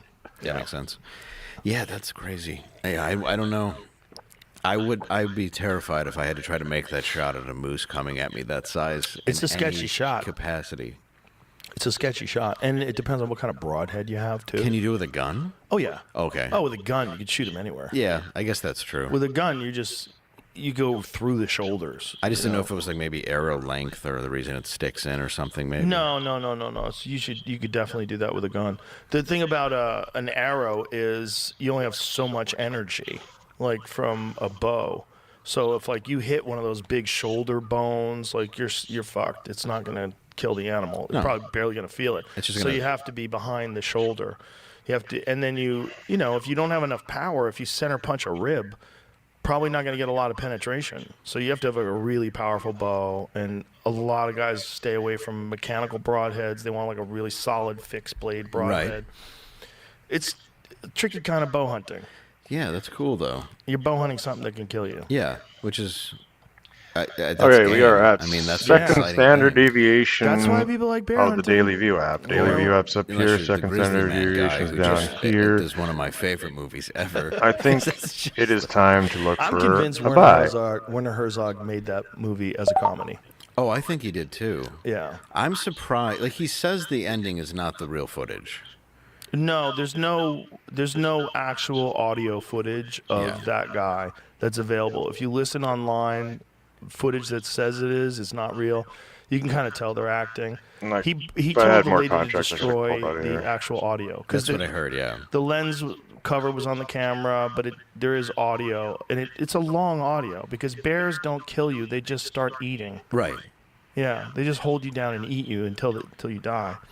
Which is apparent to that guy who was going around elementary schools telling people how bears aren't dangerous. Yeah, that fucking guy. And then they're like, it's hibernation season, you should go. And he's like, no, but I got peanut and sprinkles and cocoa, and they all love me. He had all these little names for him. It was suicide by bear. Oh, yeah. I mean, you can't just hang out there with... it was... That whole movie is just... They said, like, I love when they're like, they think the bears just thought he was basically retarded meat. Remember when the sheriff said that? Yeah. He's like... Well, I thought he was retarded. Yeah, I think the like bears just did. the way the film is made. It's just too many times where someone says something ridiculous and then there's a smash cut. I'm like, this guy's doing this on purpose. Like he wants you to laugh. It's funny. It's gotta be because he's like slapping a bear on the nose and he's like, no Skittles, and then just turning around and doing the interview. Yeah. And you're just waiting for him to die, basically. I have to be a warrior. I have to let them know I stand my ground. I love you. I love you. I love you, bears. But I'm a warrior. I'm just gonna put my tent Let's take a little here. bit there. This is 20. gonna be what you'll consider a plate, and I'm just gonna hang out. It's a burrito. There's meat inside. His girlfriend got killed too, which is really sad. I'm surprised that she had a girlfriend. One, he had one, and two, she was like, she's probably surprised too. yeah. Is this guy gonna fuck me or is this? Yeah, like what is happening? I'm sure he didn't fuck her. He didn't seem like that kind of guy. He definitely had her killed. He definitely seemed gay.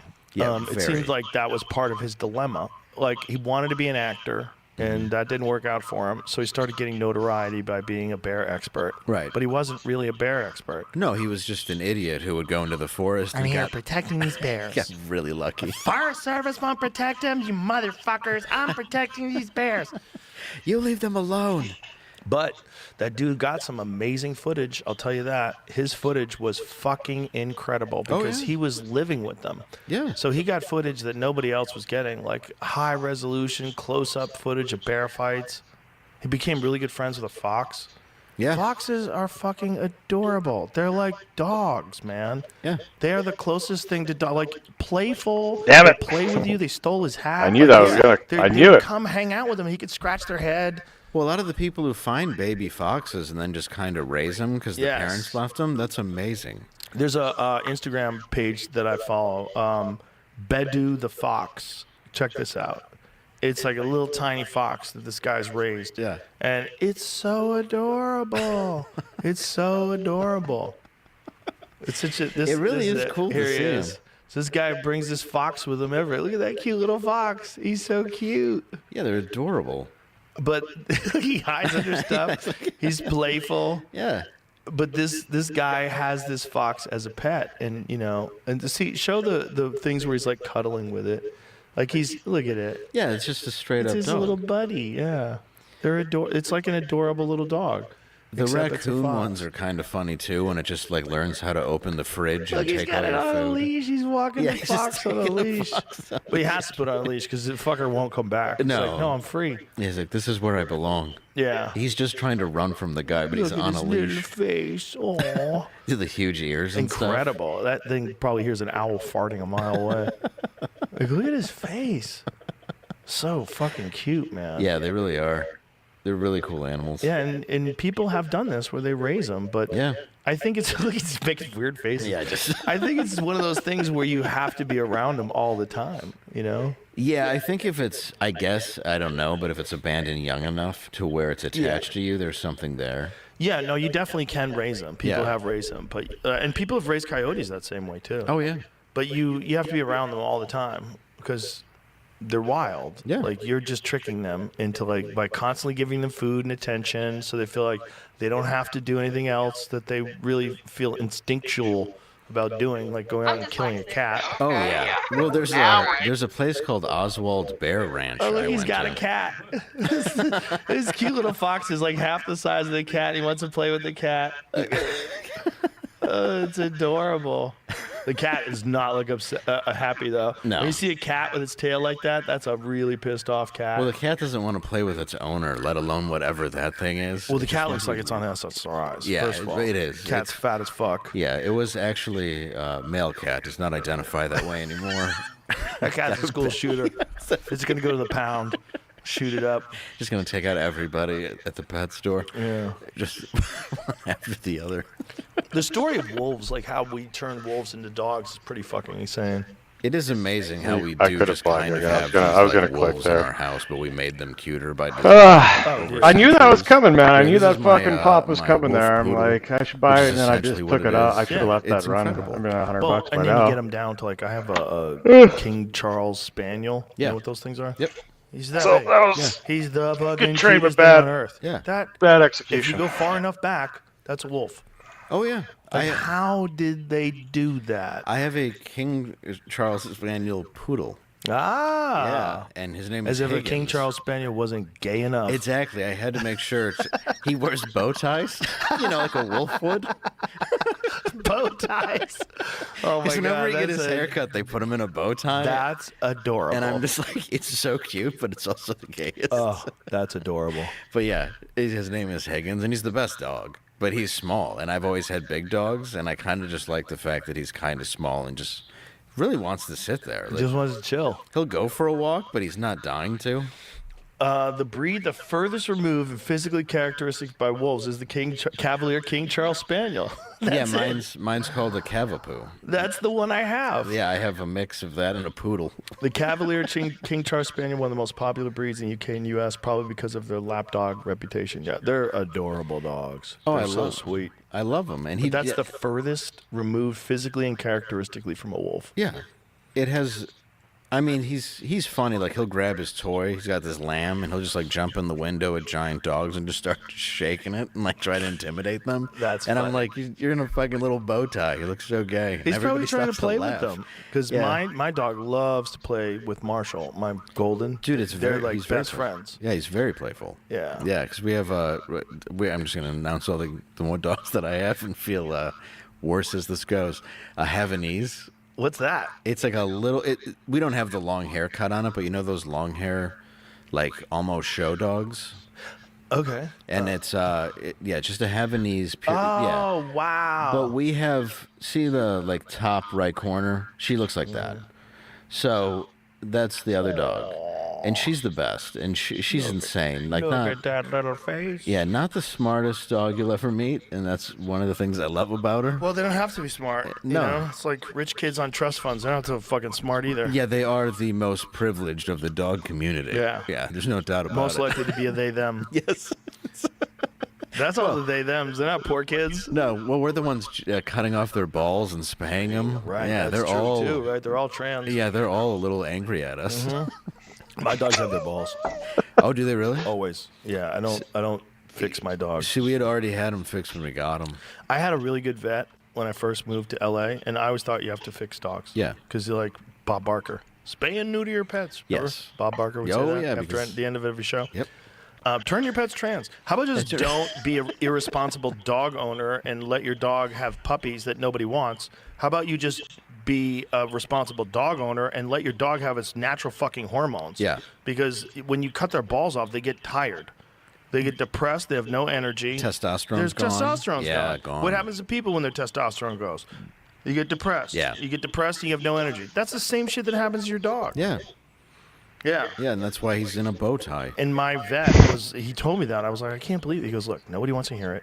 Everybody wants to tell you, spay and neuter your dogs. But characteristically, like if you look at like how a dog behaves, I see a change the moment they cut. Now, look, if you have an overly aggressive dog, that's a different story. If you have a dog that like you probably should train, that's probably what it is. Probably Yeah. needs obedience training and probably needs a lot of attention and probably needs a lot of exercise. But if you cut your dog's balls off, it won't be the same dog. No. And I mean, the next dogs I have, I probably won't. You know, but it's just something that you're used to for so long. And like with Bob Barker, I get control of the pet population, so there's not dogs running all over the streets that have to be euthanized all the time. Yeah, but that's if it's like terrible. If it's your own dog, though. But again, that's just bad dog owners. Yeah, that's what I mean. It's like, just like people are bad parents, and their kids wind up, joining a gang and shooting people up. It's a lot of the same kind of shit, man. Well, it's the same. It's literally the same thing. I mean, when you like years ago, they were doing articles. Not to bring it back to my hometown, but like in Detroit, where you would see dog gangs roving together. They take over a house, and like I remember one house was like filled with pit bulls and stuff, but it was a black lab that was like the king shit at this house. Really? Yeah, it was crazy. But Probably the smartest one. I think that it must have been that Yeah. because like when like Rolling Stone, I think it was, showed up and they were like, holy shit, it's a black lab that's in charge of like all these pit bulls, and that was like their king. And but Well, probably they're good hunters. Maybe that's what it is. Well, because Labradors are hunting dogs. Yeah, well, that's true. Because like you would see just packs of dogs going down the street when it was at its most like empty. God, I heard about a lady that got killed by a pack of dogs in Georgia a few years back. Oh, they'll do it. Yeah, wild dogs. She was hiking and feral dogs attacked her. Yeah. Ooh. And that's a rough way to go. That's terrible. Rough way to go. Because there was probably a minute where she's like, "Oh, dogs." I doubt it. Yeah. I doubt it. No, most people do get scared. Yeah, they should. Yeah, well, especially if you're on like a mountain. If you don't know the dog, like it could be anything. Yeah, never go up to a dog the way buying that here. people tell you that you should. Put your hand out. Yep. I'm your friend. Look, I'm your buddy. It's like just stand there. Stand your ground. Yeah. Look at it. Keep an eye, and hopefully it. have a gun. Yeah. Hopefully have a gun. I just shot your doodle. I overreacted. But yeah, there's those ones you can't. That's a But problem too. yeah. Yeah. But yeah, when you just stand there and kind of let the dog smell you, that's what they do. That's Yeah. they just want to Might get have to been know too who you high. are. So let them and just kind of keep an eye. Don't act scared. What you shouldn't do is run and start screaming. Yeah. No, they like that. Yeah, It's fun. They think it's a play. Yeah. Or a time to play. They're gonna kill you and have fun. Yeah. Yay! Look, we got a screamer, boys. As if there's not enough problems in the world. You got to worry about roving packs of wild dogs taking folks out. And bears fighting in your cul-de-sac. Yeah. You don't see that. They're trying to bring bears back to certain states now. They're trying to reintroduce grizzly bears, these fucking dorks. Why do they reintroduce animals that went extinct in an area for a reason? That's what Well, I don't they didn't get. go extinct. They were made extinct. Yeah. Right? Like California has a grizzly bear on its flag. Right. But there's no grizzlies in California because they killed them all because they were killing all these people. Right. The last guy that got killed in California by a grizzly bear, they actually named a town after him. Really? Levesque, California. Is it named after a guy that was murdered by a grizzly? I believe his name was Stephen Levesque. Yeah, he was the last man in California to be killed by a grizzly bear before they killed them all. Are they trying to bring them back to California? Yeah, of course they are. Oh, that's smart. Look, they brought wolves back to Detroit. They brought wolves, Colorado. Yeah, they did They that, brought yeah. wolves to an area of Colorado that's right outside of Aspen, and people are losing their fucking minds because they brought these wolves that they had captured in Oregon because they were killing cattle, and then they reintroduced them to Colorado where they wait for it, kill cattle. They've been killing cattle like crazy. They brought them out to like these ranching areas. And they've killed so many cows out there, man. I have a buddy who has a ranch out there. He sends me pictures all the time of these cows that they find just torn apart. Yeah. Like baby cows. Calves just ripped to shreds. Oh. Yeah. Well, they did the same, I want to say it was like near Dollywood. Didn't they do that too, where like wolves had finally gone away in that area in the mountains? Where's Dollywood? It's near, it's in Tennessee, near There's like, wolves in Tennessee? I think they tried to reintroduce them. Maybe red wolves. Yeah, like I took a tour through the forest. Like I had to go. I didn't want to go. It wasn't my thing, believe it or not. But I went. We went as like a family trip, and it's terrible. And somebody recognized me, and that was the worst. It was at like a fake Dolly Parton show. Oh, boy. Like, are you Dave Landau? And I'm like, oh fuck, really now? So, but we went through the forest, and they were saying that they were reintroducing animals into that area, and it's like, why would you do that? And I guess they had just taken down like a Krispy Kreme because like bears just destroyed it. Well, that wouldn't be reintroduction. That area of the bears have always been there. Okay. But if they're reintroducing a wolf, it has to be the red wolf. And Okay. The red wolf is endangered, and it's a small wolf. It's a wolf that's like maybe the size of a large coyote. Yeah, there it Red is. wolves are returning to the Smoky Mountains. There you go. Yeah. Yeah, but it's like that photo is a little deceptive. When you see a red wolf, they're pretty small. Like, what is the average size of a red wolf? Google that, Jamie.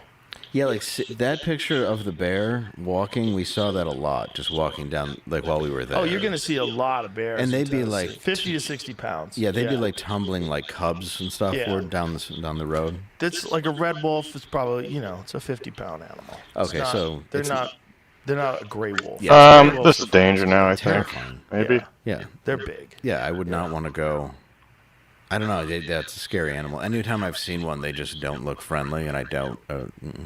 Well, I mean, they killed them off for a reason. The reason why, look, Little Red Riding Hood, fucking, there's all these stories with kids where they get eaten by wolves. Because wolves eat kids. Well, yeah, it was a way to scare the kids Yeah. into being aware of what was going on. It was. Bro, do you know the fables. World War I story? No. Okay. World War I, the Germans and the Russians had a ceasefire because so many of them were getting killed by wolves. They made an agreement to have a ceasefire and kill the wolves and then go back to fighting. Seriously? Yeah. Because they were in trench warfare. So they're in Russia, and Russia has big wolves. Yeah, huge. So what happens with animals, with warm-blooded animals, is the further north the animal goes, the larger its body size is. Okay. And they think it's to retain heat. So if you look like a deer in, like, let's say a white-tailed okay, well, I deer, gotta a stop white-tailed deer that you see in Texas is a small deer. I still think this is going up. White-tailed deer generally, Maybe I like shouldn't see have had all my the time stop on my way there. to work. The white-tailed deer a female. I was might in be too like many. 50, This 60 was not. pounds. That was not a The male good might be trade. That 100, was 120 not pounds. correct. Yeah. In Saskatchewan, you might get a 300-pound whitetail. Okay. They're way bigger. Yeah. Way bigger. Well, yeah, it's Okay. immense. Wolves are the same thing. They're bigger up there. They're bigger animals up there. Like bears are bigger. Polar bears are huge. Yeah, right? polar bears and they're nasty. Yeah, they have to retain heat. Yeah. So like when you go to like northern kind of climates, when you're dealing with an animal in northern climates, that's going to be a bigger version of that animal. So if you see a wolf in like Alberta, yeah, like, that's going to be a bigger wolf than a wolf that you'd see in Mexico. Those are smaller wolves. Right, because they don't have to survive in the same elements. Exactly. They don't. Yeah. It's also there's no benefit to having a large size of your body to maintain heat. That's why moose are in the most upper north part of the country. Yeah. They're the largest of all the deer species. Oh, that would make sense then. Yeah. Yeah. Like elk are like larger than deer. You know, it's like, and then the elk that are the further north, like those like Montana has some giant fucking elk. Wyoming, giant elk, and that's the Yeah, when you get towards Canada too, a lot of those places where it's just cold, you get those massive animals. Yep. And what were we talking about that I brought that up? We were talking about wolves. Wolves, the red wolf being brought back to Kentucky. Yeah, so those are small because they're in like a warm climate. Yeah, that makes sense. Yeah. It's just odd to me to think, though, when you even hear the word wolf, like, we're just going to reintroduce it to this tourist area. It's like, that seems bad. Well, it's all these people that are liberals that are like sweet, kind people that like, this is Jared Polis, the governor of Colorado. He's a nice guy. He's a sweet guy. Yeah. He just posted some really kind tweet the other day. I'm like, oh, seems like a good guy. But hey, don't bring wolves back to ranching areas. Because like you could have these idealistic, utopia-based views of what you think a wolf would be like and back in the wild. But no, they take the easiest path possible. The easiest path possible. Oh, there's a bunch of animals that are stuck in a fenced-in area that I could just hop over. I'll just go kill one and eat it. And that's what they do. And so these farmers now have to hire people 24/7 to be patrolling around their animals. So they're already operating at a very low margin, right? If you're a farmer and a rancher, you lose a bunch of cows, you're fucked. So now the state has to compensate them for depredation. So every time a wolf kills a cow, they compensate them. So it costs the state more money. Oh, so they got to pay for the... Yes, they have to pay for it. And then they have depredation permits on some of these wolves because they're repeat offenders. So now they're trying to kill these wolves that they've spent millions and millions of dollars reintroducing to Colorado. And it's all just turning, man. 100% is going up. Box biology. Yeah. Wildlife conservationists and hunters and people that spend time in the woods, they hate it. They hate it because it's mostly uninformed people that think they're doing a good thing. Like, let's stop trophy hunting. Yeah, we have to. Yeah, we have to stop hunters. Hunters are evil. Like, no, bitch, bears are evil. They will fucking eat you asshole first in front of your kids. They don't care. Well, it's like when they put in an insect to kill an insect that's getting out of control. Always works bad. Yeah, so like in Michigan it was like ladybugs, but all of a sudden now there were ladybugs everywhere, and this kind could bite you. So they were some kind of beetle that was this massive problem all of a sudden, and it was to help control the fish fly problem, or mayflies, people might know them as. Yeah. And they're just, because you drive down next to the water, dude, and it's like, sounds like Rice Krispies as you drive, because you're just hitting so many of these things. Mhm. But it didn't help that problem. It just created a horrible beetle problem. Yeah. And then there was something else going on in the lake, so they introduced zebra mussels. Oh, yeah. They did that out here, too. Dude, they destroyed boats. They cut up people's feet that were swimming. Like, they kill everything. Yeah, it backfired completely. And it's like, so you're just introducing this, like, poison into the air and into the water that you think's going to benefit this. Yeah. So they have too much vegetation on some of these lakes. So what they do is they sterilize carp and then introduce these sterilized carp. But sometimes they're not sterile. And sometimes they just start breeding, and then the carp basically eat all the vegetation, and so then your entire lake looks like the bottom of a swimming pool. Right, it's like just gone. There's no more grass, so the fish don't know where to hide, so it's like not as effective for them. They don't get as big. So all the bass fishermen are mad because there's no like habitat. And right. Yeah, it's all fucked up. And that's happened, with Michigan. 'Cause we do have a lot of fishermen, bass fishermen, that go out there. And you can go into pretty small pond areas and lakes because the Great Lakes and still catch some stuff. But once you start messing with the habitat, it goes bad for a long time. Oh, yeah, man. Well, look at Australia. Australia has done a terrible job of introducing invasive species to combat problem animals. Oh, yeah. And now they have feral cats that have essentially wiped out most of their ground nesting birds and all sorts of other things. Cats are the worst, man. Little cute little house cats. Yeah. They are the worst murderers of all the animal kingdom. Well, and they think birds are a nice present for you. That's the first thing they're going to go after is just kill them. Birds and rats. Yep. Yeah. And that's why, like, the crazy cat lady thing is a real thing, too, because they also contain parasites. And that parasite, toxoplasmosis, it affects humans. It affects behavior. It makes you more impulsive, more aggressive. Yeah. Really? Yeah. It's a crazy parasite that is, at one point in time, half of France had toxoplasmosis. Really? Yeah, because of feral cats.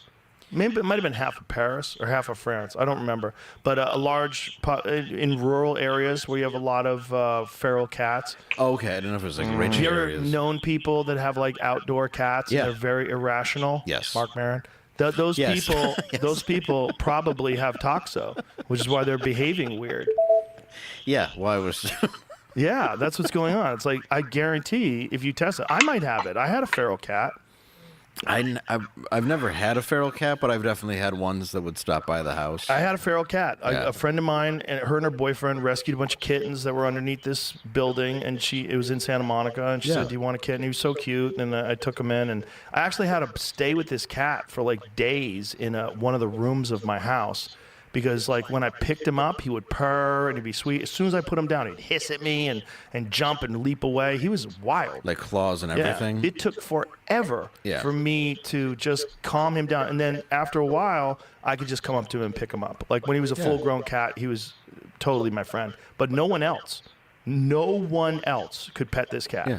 You come over my house, he would hiss at you like he was ready to go to war.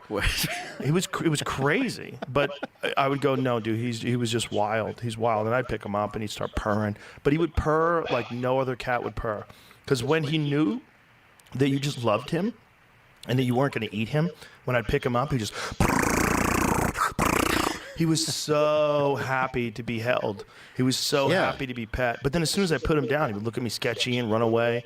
He was just fucked up, man. My grandma had that. She was crazy though. Like as she got older, she had like this old mansion, and I don't know how she got it, but it was one of those things. Where, I think when we're you're going Catholic, back you just up, have so. 87 kids, so the house Okay. was big. But I'm now gonna it hold looks this huge one. to people. So she just had cats. I think we're coming. It's the end. Towards It's the the end, she had last few hour of the cats, day and here. just- I she think we're would have, coming like, back those up into Tom and Jerry our mouse holes agree. in the It's either house. coming. Like Well, where you would see them coming here out. could be where an they- area, and but dude, she would keep she'd keep the spiders because she thought it was part of the ecosystem. Oh, great! So you're looking up like I'd have to sleep there, and I'm just like staring at a brown recluse, like shaking at the age of like 8. Those will fucking leave giant holes in you, man. Dude, they will kill it. My brother got bitten by one, and his leg turned into a softball, and he had to go. Really bad. Yeah, she was nuts, dude. Like she It had gets necrotic. Yeah. Where it eats away the tissue. Dude, and it went like that. Like he got bit, and by the time he got to the hospital, it just kept getting big. It went from like a golf ball to a softball to like, and they had to hit him with all this like anti-venom. It was nuts, dude. My friend Jeremy had a hole in his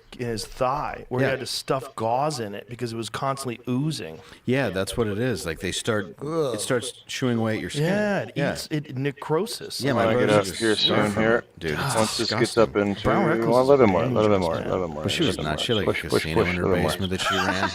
She taught us. A lot of buyers up there. That sounds so fun. It really was when we were kids too. Like Wow. we're dealing like blackjack and playing slots. She had a casino in her basement. Yeah, it was fun. Like, and then she was a recovering alkie. Like, she had beads everywhere. Like, I didn't know what that was then. Oh, and then, like 30-day beads? Yeah, and like so then later on, All right. well, I was a How friend about from there? Mardi Gras. She had all this stuff from Mardi. So like later in my life, I'm like, oh, my grandma was a whore. So, but I didn't realize it until later. This is a cat lady whore Yeah, with a a fucking casino in her A basement. cat lady casino whore who thinks Wow. spiders are part of an ecosystem. Well, she's kind of right. I mean, she's not wrong. They would eat the mosquitoes. That was her thing. Yeah. But you'd also have you're like, I think it's a black widow in your garage, and it's like, yeah, so don't go near it. And I'm like, you want to protect your spider? Like, she was just nuts, dude. But yeah, she was in recovery. But then she also had an entire bar where you could just make drinks. So we're like 6 and like looking through like how to make somebody a martini. It's so much fun. So she kept the drinks even though she was clean? Yeah, she was clean, yeah. Wow. I've done that too myself, though, because if people come over, I'm like, yeah, whatever you want, man. Yeah, Go I stopped ahead. drinking, and I have a full bar at my house. Yeah. I have a wine room. It's like such a wasted room. Yeah. Just a room filled with bottles of wine that now I'll never drink. Yeah, I have probably 10 bottles, and Yeah, it's if just sitting somebody there. wants one. Yeah, come on over. Like- I'll judge you. Yeah, like my You sit there and drink, and I'll judge you. You'll start acting stupid. Well, after my like last DUI was when I got, it's like 16 years ago, and I had just built a bar in my basement, and it's really nice, and I still really like it. But like it was probably days later I got the DUI, so I just like sit there and I'll just look at this bar and like it could have been. Was that when you stopped drinking? Yeah, it was my 13th arrest. It was my 13th arrest. Yeah. What was number one? 13, the bro. day I got my driver's license. No. Yeah, for real. What did you do? My dad had gotten a Buick Regal, and it was around November because they I gotta go to the washroom, so we're gonna pause this. I'm gonna put this back on here, and I'm going to be right back and go to the washroom.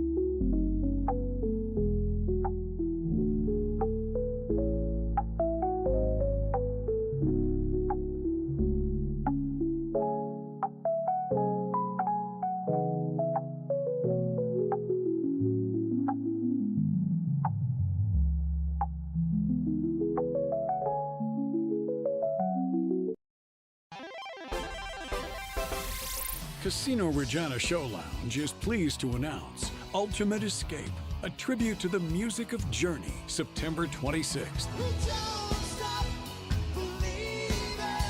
And don't miss Classic Albums Live, performing Pink Floyd The Wall, October 21st.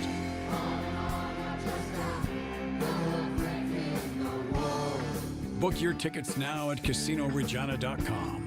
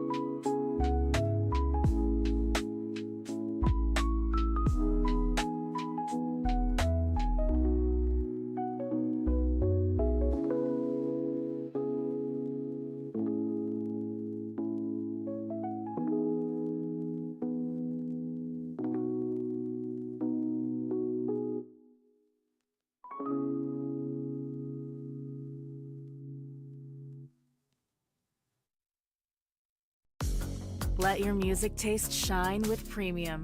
Host a jam with your friends and share your favorite songs with the entire squad without ad breaks. You can also play your favorite albums in any order with unlimited skips and repeats. Tap the banner to learn more.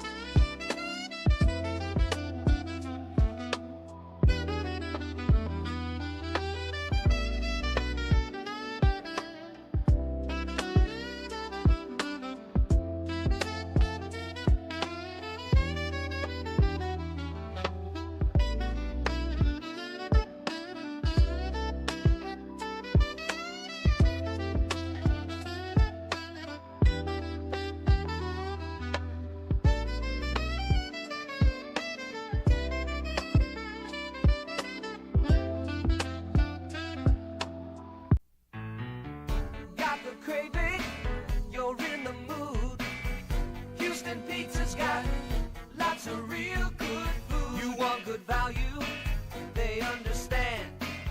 And make each pizza with a caring hand. They've got that special taste that you demand. Got the craving, you're in the mood. Houston Pizza's got lots of real good food.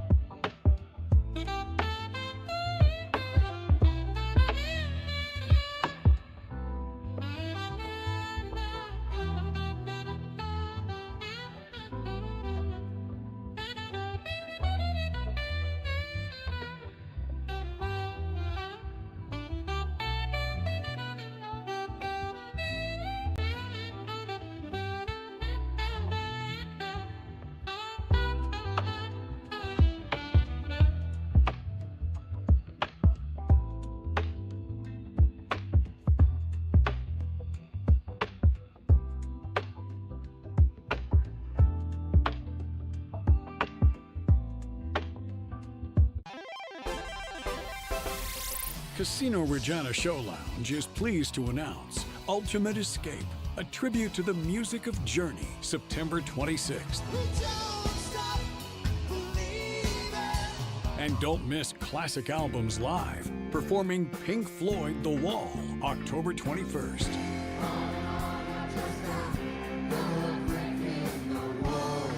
Book your tickets now at CasinoRegina.com.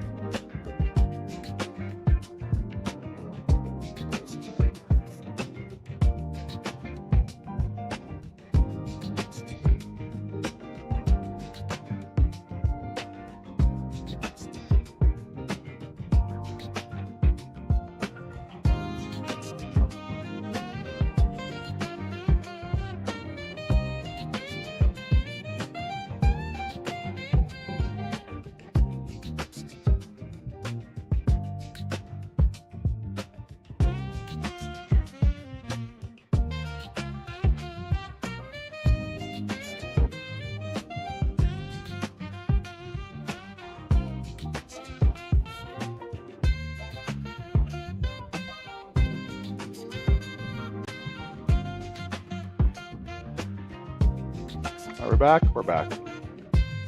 And look at that recovery.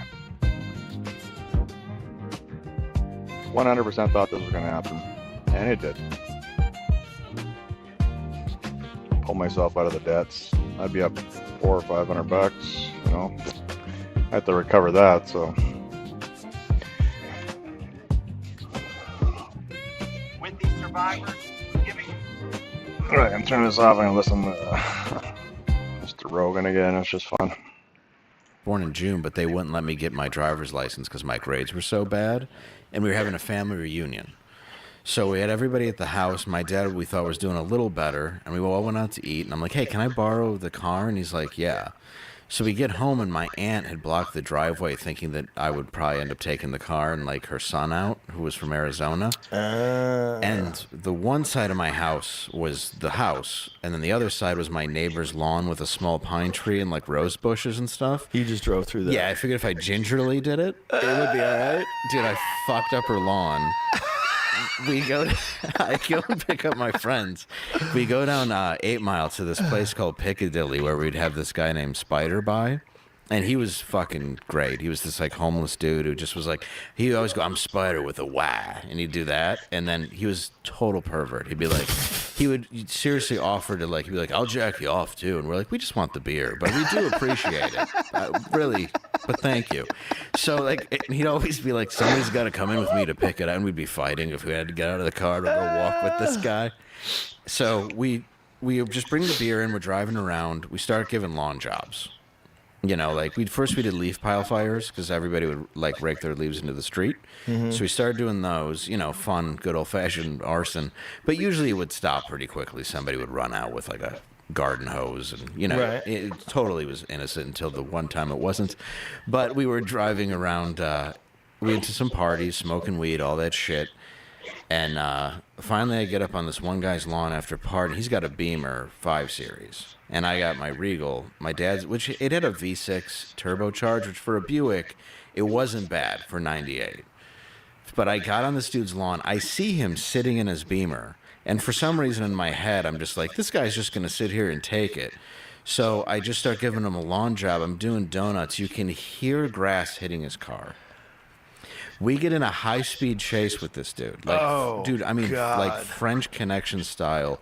I swear, I hit this bump, man. 4 tires went off the ground because we just felt like the car popped to the ground. And we're just going all over the city. My friends are like, let's just pull over and beat the shit out of him. And I'm like, he could have a gun, you know? So I finally go down this street that has like a bifurcation where it just splits immediately. Like this, you have to go this way, you know? And I didn't see it. So I start braking because I'm going at an oak tree. So I'm braking it, and dude, the next thing I know, the engine drops through the front of the car. All the airbags come out. I get cracked with an airbag, and I'm not quite unconscious. I'm conscious just enough to see the BMW in my rear view drive away. And then as I'm being knocked out, I hear all my friends and my own cousin leave. Now here's the kicker. We were having a family reunion. I didn't realize that there was a bunch of cases of beer and liquor already in the trunk and chips and stuff. So when I hit the tree, that popped open. And it looked like I drove a Super Bowl party into the fucking tree. There was just like beer and pop and chips and shit going down the street. And finally, dude, I wake up from being unconscious and I get out of the car and there's a cop and my dad there. When you wake up? When I get up, like I got knocked out so hard by that airbag. Oh my god! Because it just like all I could smell was that like burning talcum powder kind of smell, like that awful like I want to say eggy almost. It was just the worst smell. But everybody else was able to run, except me.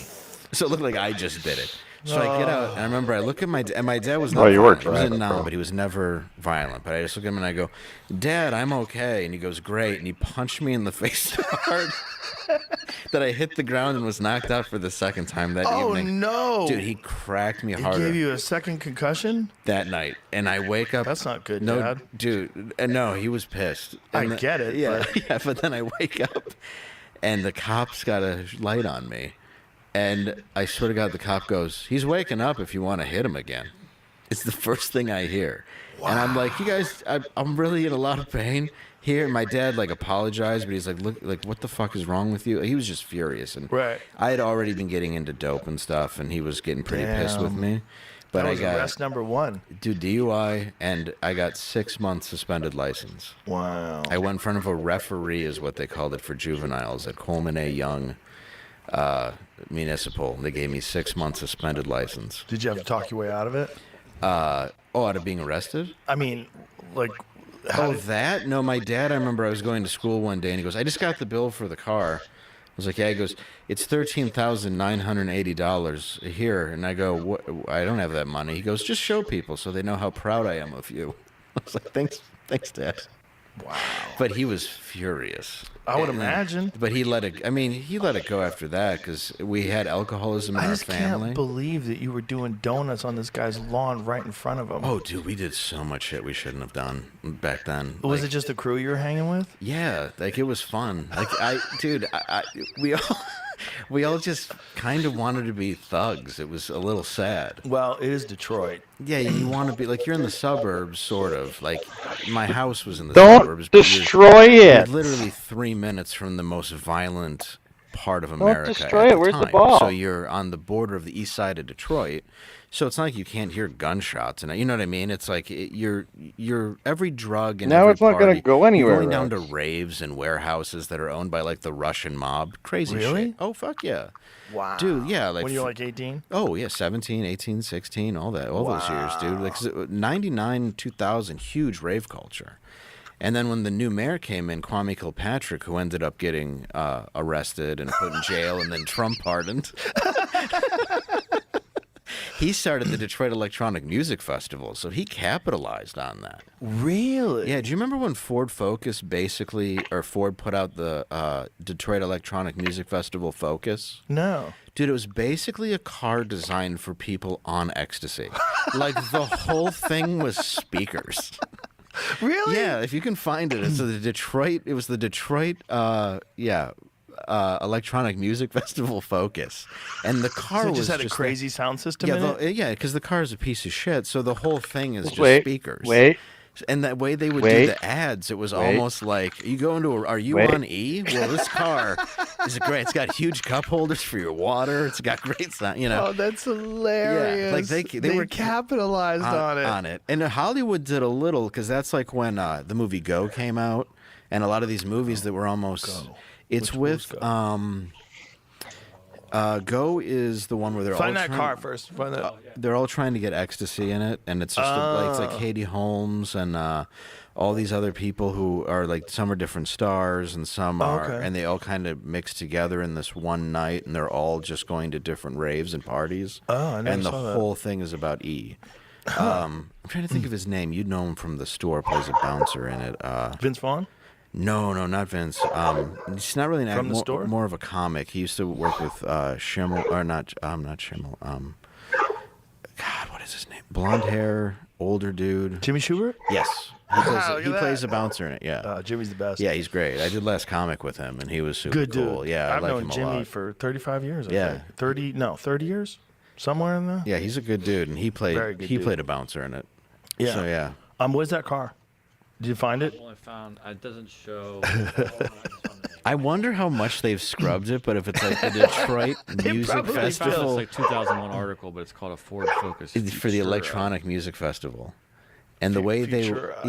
yeah, they've changed it up a bit with the Ventura, but yeah, Go with speakers, right? Speakers, interior. it was great because you'd be walking to this music festival in see the JBL speakers that would never be used in a Ford Focus. Oh, that's what they had in them? Yeah, they had like this. So they had a badass sound system. Right, and it was just this terrible little hatchback, car that a young person could afford, with a killer sound system in case you wanted to listen to Bad Boy Bill or Fat Boy Slim. And you got arrested 13 times? Yeah. So what was number 2? Number 2, let me think. 2 was an MIP. What's that? Minor in possession of alcohol. Oh. And then that one was, like, a lot of them were MIPs. 4 were DUIs. And then, 4? Yeah. And then I got arrested. Wow. How'd you still have a license?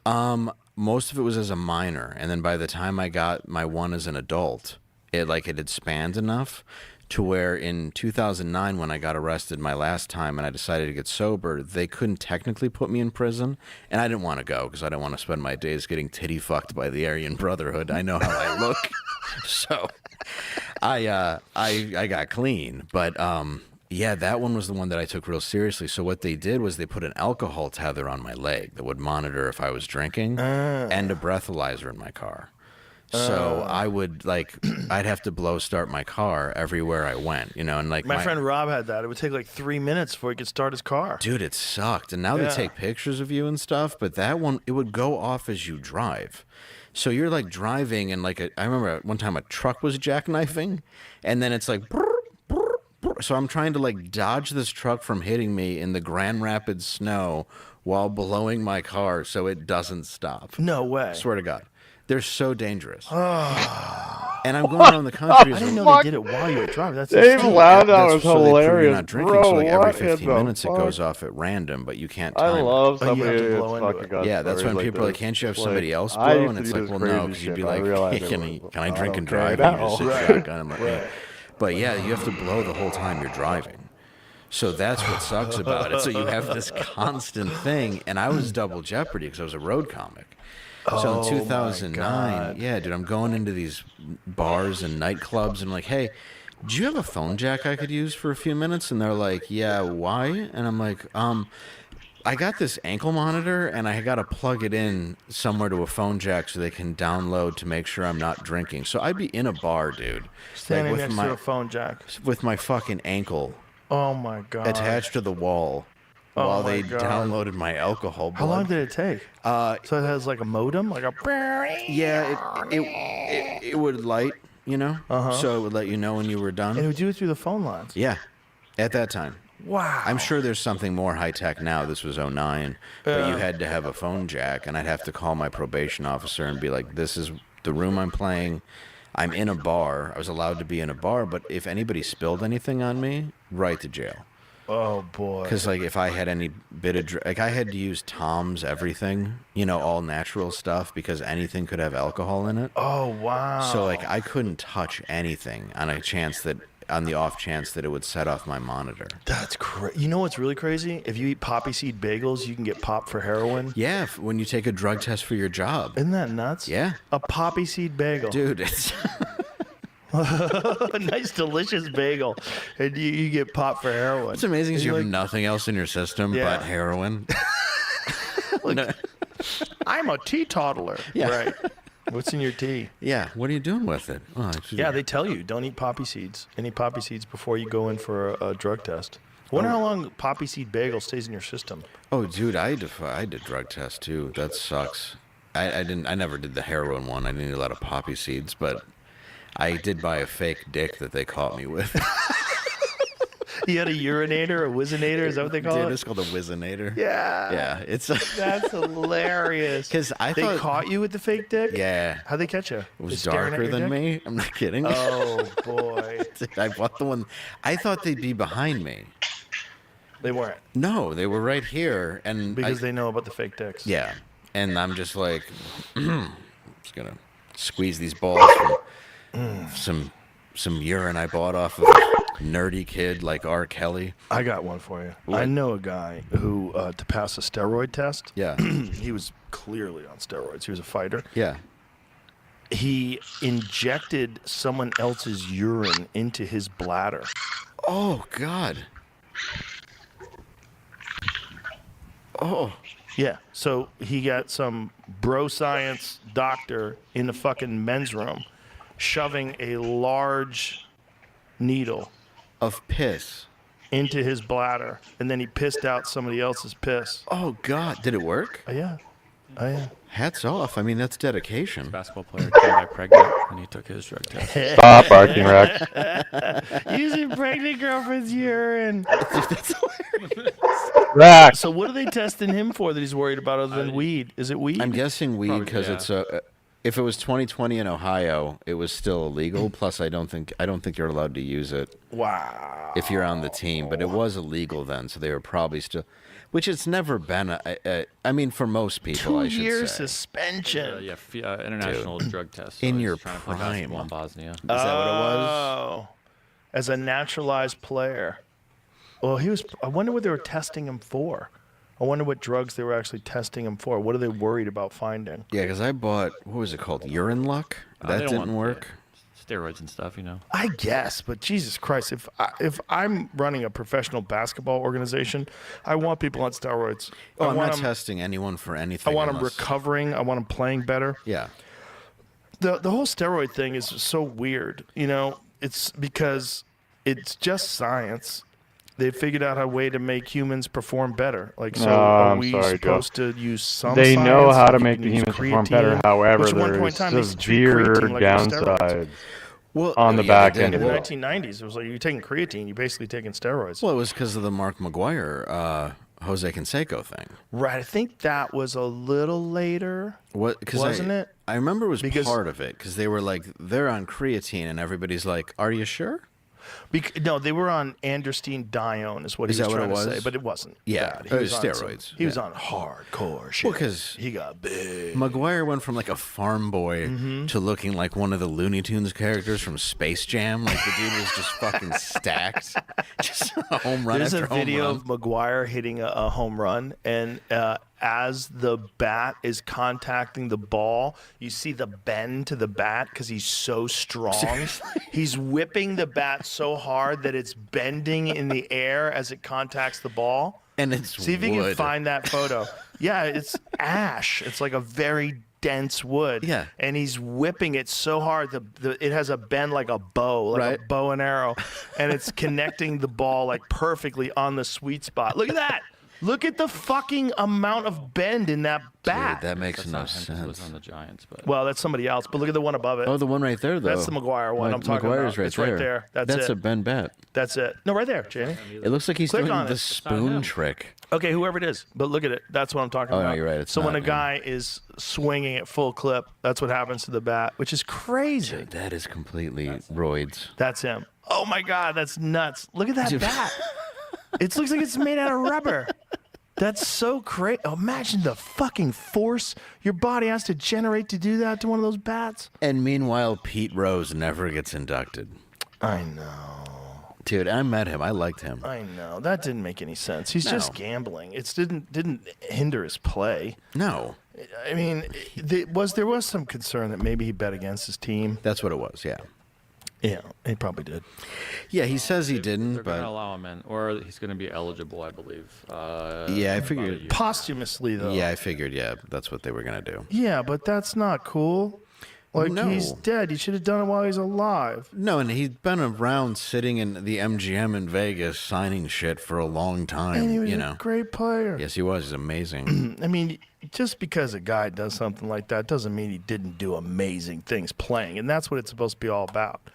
The guy was an all-star. He was one of the greatest of all time. And you took it away from him because he likes to gamble? Yeah. Guess what? That's also probably why he was so fucking good, because he was wild. Yes, exactly. He was a Right. wild boy. It's true. Yes. And, look at Jordan. Oh, dude. Well, yeah. Degenerate gambler. Yeah. The greatest basketball player who ever walked the face of the fucking earth. Yes, and Yeah. like Pete Rose's dad wasn't taken out. Comes from the same place, man. It dude. comes from the same place. Yeah, it's same deal. Well, yeah, because there's a part of you that wants to do risky things if you're Yes. willing to go that far. Yeah. You have to have that element in Yeah. you. So you Yep. kind of want to go like, yeah, he threw a few games with the confidence that the team would still be fine. That's kind of amazing. If he did. That's a guy chasing money. He's probably well. That the thing they said about Jordan was that he wouldn't pay. Yeah, that's yeah. Yeah. Yeah, there's a lot of shady shit that happened with Well, that him. was that golf hustler that beat him out of hundreds of thousands of dollars, and then wrote a story about it because Jordan wouldn't pay him. And then it kind of started getting out, and then Jordan's dad got murdered. That's and there was, why, yeah. There's a lot there. Yeah. Yeah, the connection with that people may have taken out his dad over Mm-hmm. gambling debts, which is rarely talking about. You know, here's another connection that I never Talked considered until recently. You remember when Cosby's kid got murdered? Yeah, I have. And the everybody same. was like, "Oh, it's just a random crime." Maybe not, right? I don't think it was now. Well, now that you know what Cosby did, imagine if he did that to someone's daughter, and they said, "Oh, well, guess what?" Because he wasn't robbed. Right. They didn't take anything. Right. He was just changing a tire. Yeah. And who knows if he even was? They could have flagged him down. Exactly. Who knows if he even was? Yeah. Or who knows if they maybe flattened his tire? Exactly, to catch him. Yeah. They know he's going to drive, flatten his tire, let him drive off for a little bit, and he's eventually going to have to stop and pull over. It seems so random to just kill someone for fun. It's rare. Yeah, very rare. And when you know what Cosby did, it makes you go, oh, maybe there's something there. And now the stuff that has come out is so... Dude, it's so dark. I heard this lady say that he might be the most prolific serial rapist in history. I wouldn't doubt it. But you imagine how insane that is? The guy who's the, Mr. Huxtable. Dude, Dr. Huxtable, the head of the fucking family and the most wholesome sitcom. Everybody loved it. Crossed the race barrier, made everybody think of like this black family was like incredibly respectful and well put together. And how great is this? Dude, Bill Fresh Cosby's Prince, amazing. all that doesn't exist without him. Right. Yeah. Right. And he had a gynecology office in his basement, which he just slid past everybody on the show. He had a gynecology office? Yeah, Dr. Huxtable was a gynecologist. And he was a doctor, and in his basement is where he saw the women, and no one thought anything about it. Well, how about the one episode that he did about Spanish Fly? Dude, and he would talk about it in his act. He has like old records of Spanish Fly. Yeah. Where he's just talking about it like the whole audience is like, yeah, the rape drug. That's hilarious. Yeah. Oh, and Bill. He had a whole episode of the show about his special barbecue sauce. Yes. Oh, and everybody started making out with each other. Yes. And like groping each other.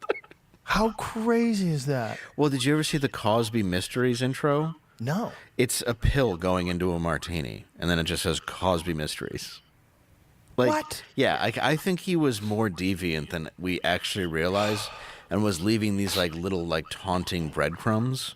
I had heard that he was doing that kind of stuff in the 90s when I was on news radio. I'd heard from people that knew him or people that knew of him. Yeah. Like that he drugs girls. I was like, what? Bill Cosby. I was like, this is crazier than Lee Harvey Oswald acted alone. Right. Like, what are you talking about? Yeah, I heard he was like I heard he had sex with a lot of women, and I was like, well, okay, like He's that. It's a famous. different thing. Yeah. Like that's I'm like, whatever. So he's not spotless, I would assume. No, I heard about it in Hollywood. That he was. People knew it was like an inside secret. But then, like when I started becoming a comic, and I was doing small stuff, like not the HBO Vegas Festival. This is it. Yeah. The Cosby Mysteries. Oh, that's so weird. Okay, but this is his like reflections in it. But this is a mystery, like someone's drugging someone. This was a show about. This was like a cop show, right? Yeah, he came back out to. He came back out and did a cop show. Yeah. How weird. It's just crazy that the first thing in it though is a drink being drugged. How weird. When was the Cosby Mysteries? Oh, I think it was. It says 94. 90 was it 90? Yeah, mid 90s. How long did that last? I think a season or two. 94. Yeah, 94. Yeah, it didn't last very long. Wow. Yeah, people wanted to see him in comedies. Like, why do you have the most loved comedy sitcom star ever? And his film career wasn't great. It was like Ghost Dad, and he did it. Yeah. It was all very. Fat Albert, there was a story, and I can't remember if it was Fat Albert, but what's his name? Kenan Thompson was talking about one of the first times he met Bill Cosby, and he was like, like you're gonna need 2 dicks for all the pussy you're gonna get, and he was like, what the fuck? Like he just couldn't believe it was like one of the first things Cosby had said to him. Whoa. So it's like because you just meet that guy, and you kind of wouldn't expect it to switch so hard, especially a guy who's been telling people not to, especially after Eddie Murphy's stories and all that stuff. Yeah. Like Eddie Murphy from Raw. Yeah, dude. And he's like, tell Mr. Cosby that Richard Pryor's that have a coke in his smile and shut the fuck up. Yeah. Do the people laugh? Do you get paid? Yeah. Be ready because when this movie comes out, you're gonna need 2 dicks because the women are gonna be all over you. The sketch comics are called. Wow. Yeah. So it was that. Wow. And imagine